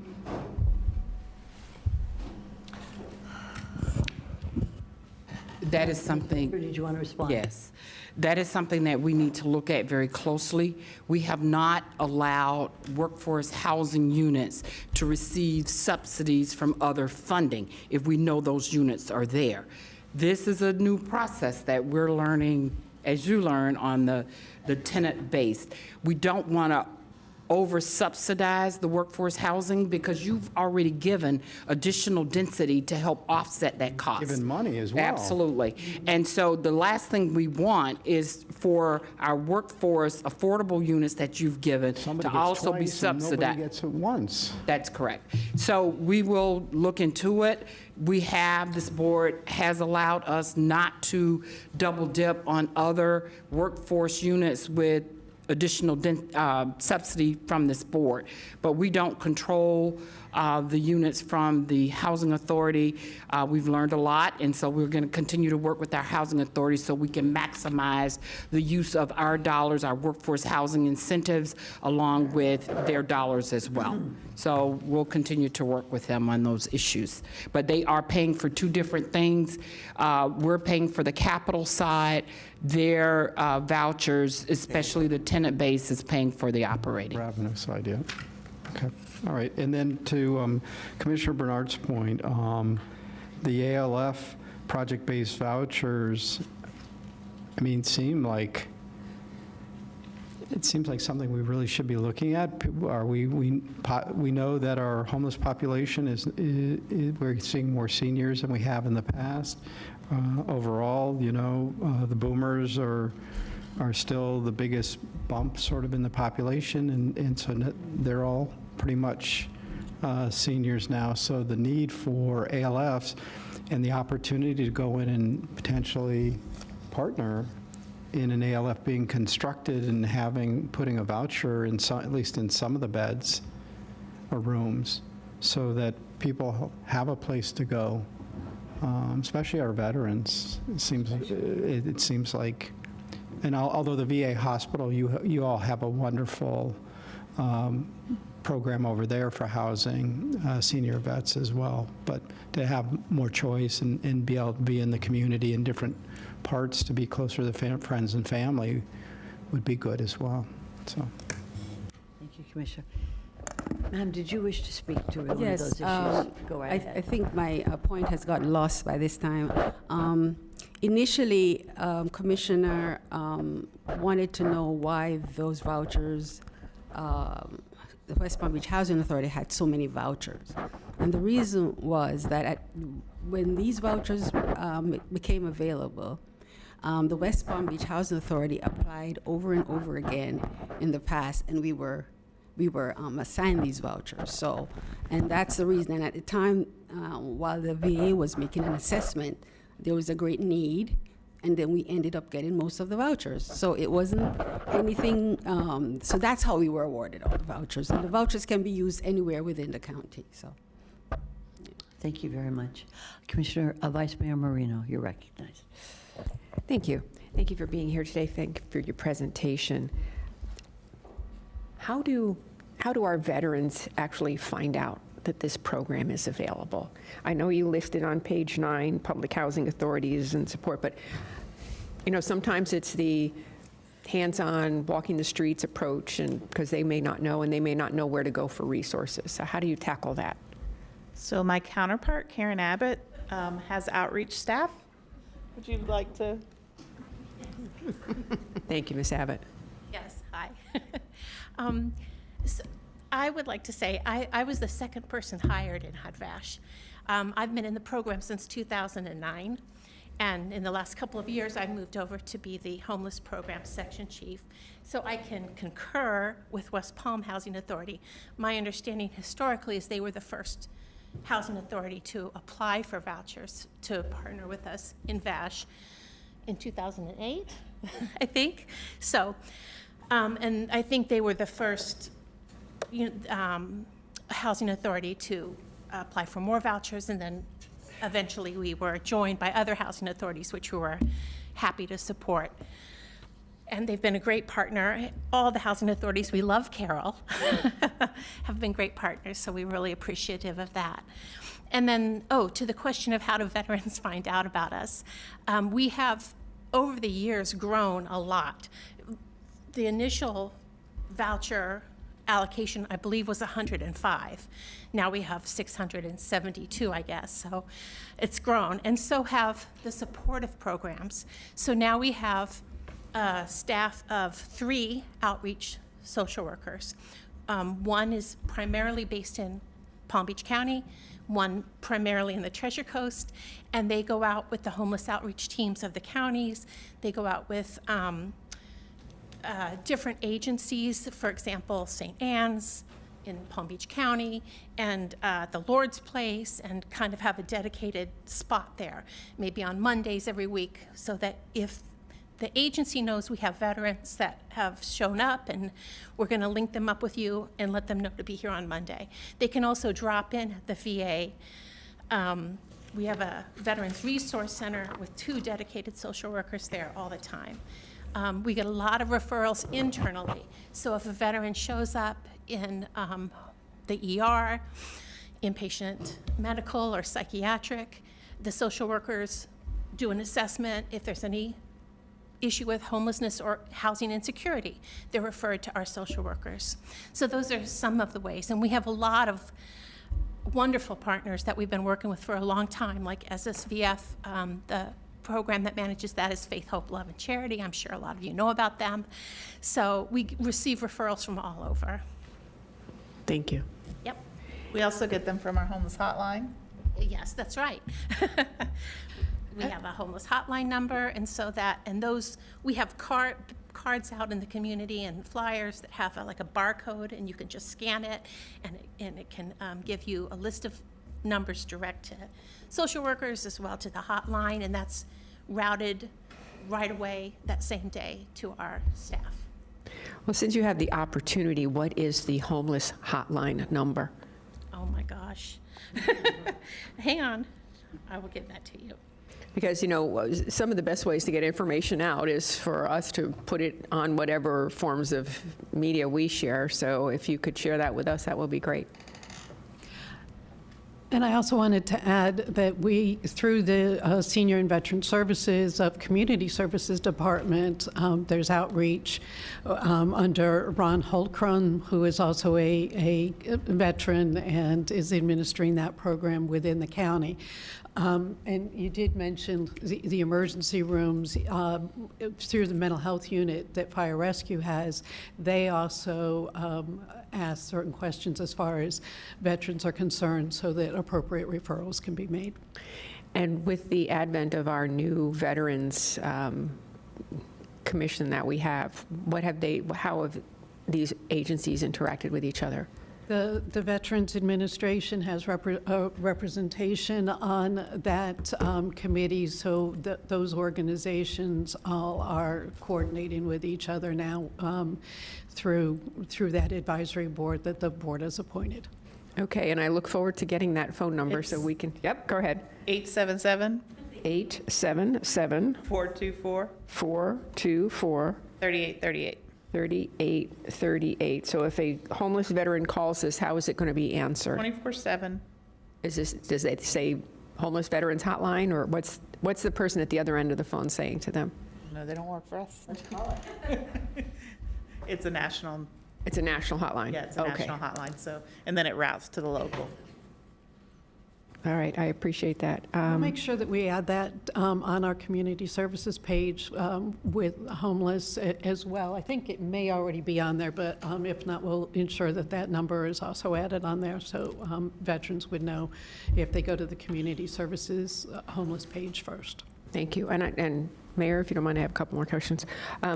With the resolving barriers where you said on page 10, background checks, poor credit, and also the inspection process, how can we make that better? I know that you said sometimes there's a delay because a veteran will put in and they'll fail the unit itself will fail the inspection process. How can we help you, or what information do you need? How do you break down those barriers? Well, with the inspection process, the Housing Authority has to follow HUD standards. They have the Inspire standards, which are new for the voucher program and for the public housing program. And basically, they want to make sure that the unit meets uniform physical condition standards or housing quality standards, that we're not putting people in subpar housing. So we have the units inspected. The unit has to pass the inspection before we can pay any rental assistance toward that unit. And when a veteran is looking for housing, do they know this information first? Do they know that there's a criteria? Yes, Okay, we thank put you. everyone through a briefing that kind of tells them how the program operates. We give them the voucher and we tell them, when you search, it has to be inspected, and this is how you turn in your packet so that we can inspect the unit. Okay. And what do you do about credit reports and bad credit and that kind of thing? You have to find landlords that are willing to work with them. Okay. Thank you. Thank you, Vice Mayor. Any other questions or comments? And to I just want- add to that, the Sure. Veterans Administration has participated with our Smart Landlord and outreach program so that they have been present when we are doing those Smart Landlord outreaches. I want to thank you for doing what you have done for our veterans, because there's no better group that we need to honor and house and take care of than our United States veterans. And to the Vice Mayor's issues with regard to our Commission on Veteran Affairs, do you connect directly with our newly enacted Commission on Veteran Affairs? I'm sorry, I That's want okay. to say your last name. So if Gallagher, you- it's okay. Yes, go ahead. I'm going to be honest with you. I just recently relocated here from another VA, so Karen is going to be able to. Karen, come on up again. Tell me your last name so I don't. Miss Abbott. Okay, Miss Abbott, do you connect directly with the county's newly appointed Commission on Veteran Affairs? Yes. And who is it that you connect with on that commission? Well, Greg, do you know?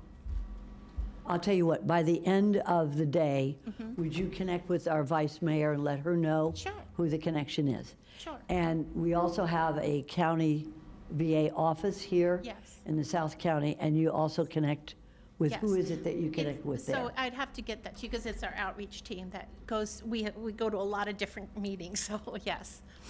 I will get that name for you. Okay, the two names, because we Yep. have a county office Yep. as well. How many homeless veterans and our point of time do we have today? You may not know this, so does anybody here on the staff Meg know? had pulled that, I think. Yeah, I think she said James knows. 7. Dr. Green, come on up and tell us how many. Good morning. James Green, Director of Community And Services. you've done a great job. You know how many, in point of time, how many homeless folks we have. You also know how many homeless veterans we have. Yeah, we have currently, as of June, our by name list, we have 128 homeless veterans. We have Campaign Zero, which is a group of service providers, including the VA and others, that come together to end veteran homelessness. There are 5 communities that have ended veteran homelessness in the state of Florida. We want to become the 6th. And so they presented to the Veterans Services Advisory Board last month on Very where good. we are in that effort as well. Very good. Now, 128 homeless veterans. Do you know how many commit suicide every week? And this is to Commissioner Barnett, and I know he can hear me. He's just getting some water. How many of our veterans, and they may not have been homeless veterans, but how many commit suicide every month or every week? I don't have that exact number. We do have a coalition that's led by the Veteran Affairs that meets on suicides and things of that nature, and I think the percentage is around 10% of veterans. But I don't have the exact number to give you, but I'll find out and provide that. You could, and that was to Commissioner Barnett's request. What can we do? We have 128 veterans, 10% of our veterans. We have the second largest veteran population in the state of Florida. We have a major VA hospital in West Palm. What can we do to take care of these 128 veterans? If you know, because we have all these vouchers, we have all this help. Okay, so we got the homeless veterans, we got a Village of Valor, we got a VA commission, we got more veterans organizations here that are wonderful. Now, how do we take care of these 128 veterans? Yeah, that's and I'm a great, asking you a question, you know, that is a tough one, Dr. Green, but. Yeah, I just Give spent us a lengthy amount of time communicating with them during your mayor's forum, actually peeling back the layers on where we are with Campaign Zero and how we can end veteran homelessness, or reach functional zero, rather. And I think, you know, along with some of the housing opportunities that we're we've been waiting on Faith, Hope, and Love to build that complex. I think that's going to make a huge dent in veteran homelessness here. If we can get a housing complex that's, I know it's not specifically for veterans, but we'll be able to have some level of preference there. So if we can get a unit like that online and combine that with some other efforts, we've had some discussions about doing a smart landlord campaign specifically for veterans. And so the last one that we did a recruitment event at the Lord's Place. It was very well attended. We had a couple of commissioners that did come out, and we were able to recruit new landlords. We think if we can approach it differently with a slant for veterans, that we could probably recruit more veterans to specifically work with us. And along with some other efforts, we're working closely with the housing authorities and others to do what we can to reach functional zero here in the county, and we'll keep you up to date with where we are with that. Appreciate it very much. And Dr. Green, you've done, and the staff here has done so much to help our most vulnerable. Let me just say that I have a personal affiliation for veterans because of my dad, and I have contacted the VA in Washington. We have money coming, and my dream, and I'll say it publicly, is we have over 70 acres of land at the VA hospital. The VA is committed by law to house and take care of its veterans, period. And my dream is to see housing right on the VA property where they can get supportive services. Veterans like to talk to veterans. They don't like talking about it, they like talking to veterans. So with your help, Dr. Green, and your help, Karen, we're going to make this happen so that no veteran should live under a bridge. No veteran should have to commit suicide. So we'll work together, and I appreciate it. I also appreciate the fact, and Ms. Baker, you're responsible, thank you for that, for having a dashboard, the county does, for having a dashboard helping local families find these affordable housing. So thank you, all of you, so much. And if there's no other questions or comments by this board? Mayor, could I add one additional comment? This is going to the Commissioner's question regarding the mental health. One of the things that we're also aware of, and I know Mr. Holgren is working on it along with Representative Brian Mast, is having flexibility for our veterans to be able to to choose their own mental health therapists. And this is no disrespect at all to our local Veterans Administration, but currently there's restrictions on them being able to use their benefits to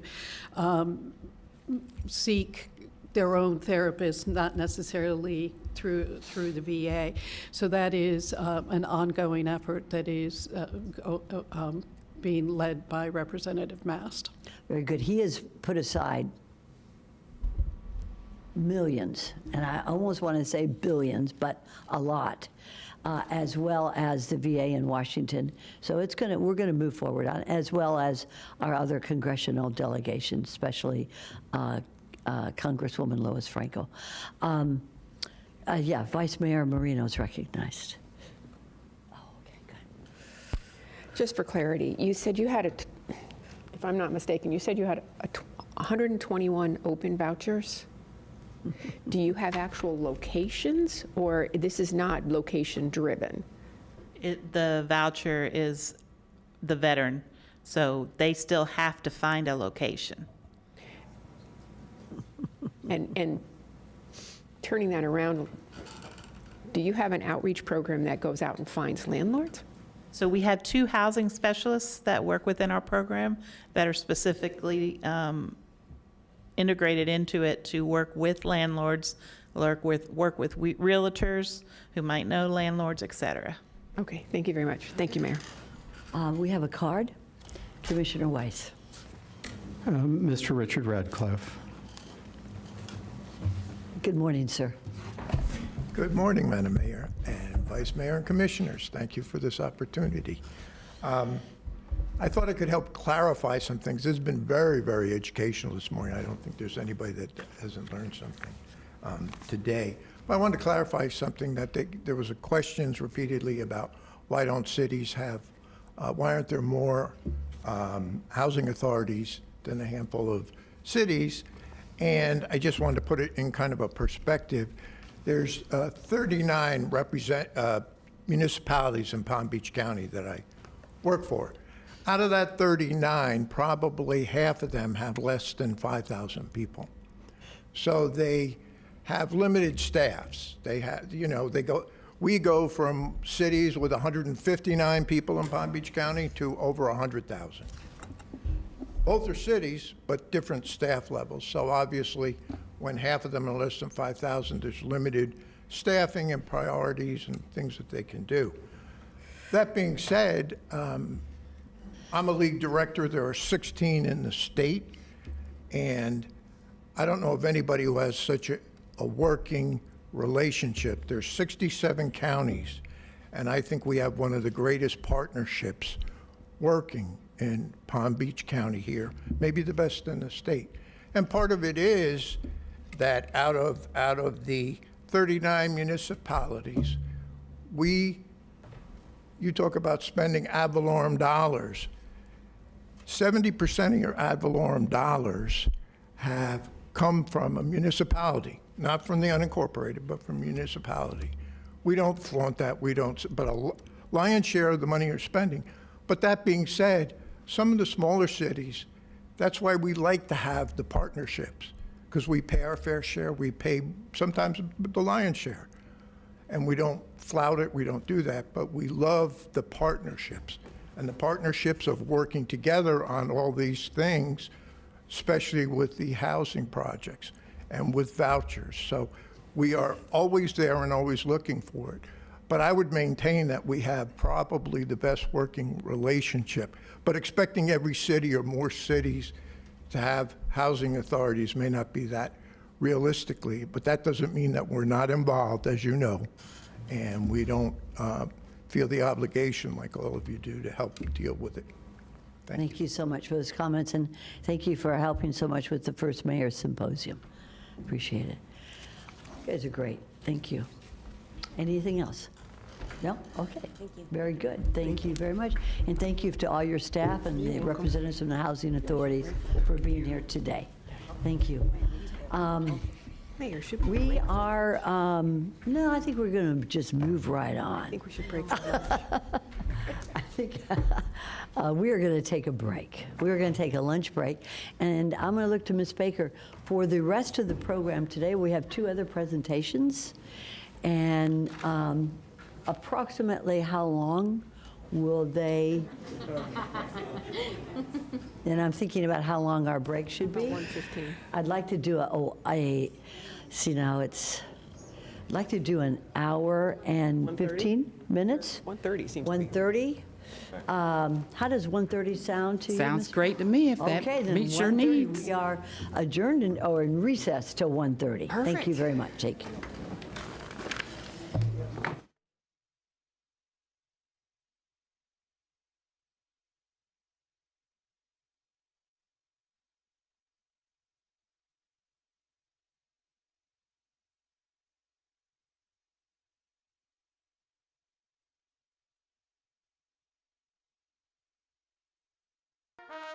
Thank you.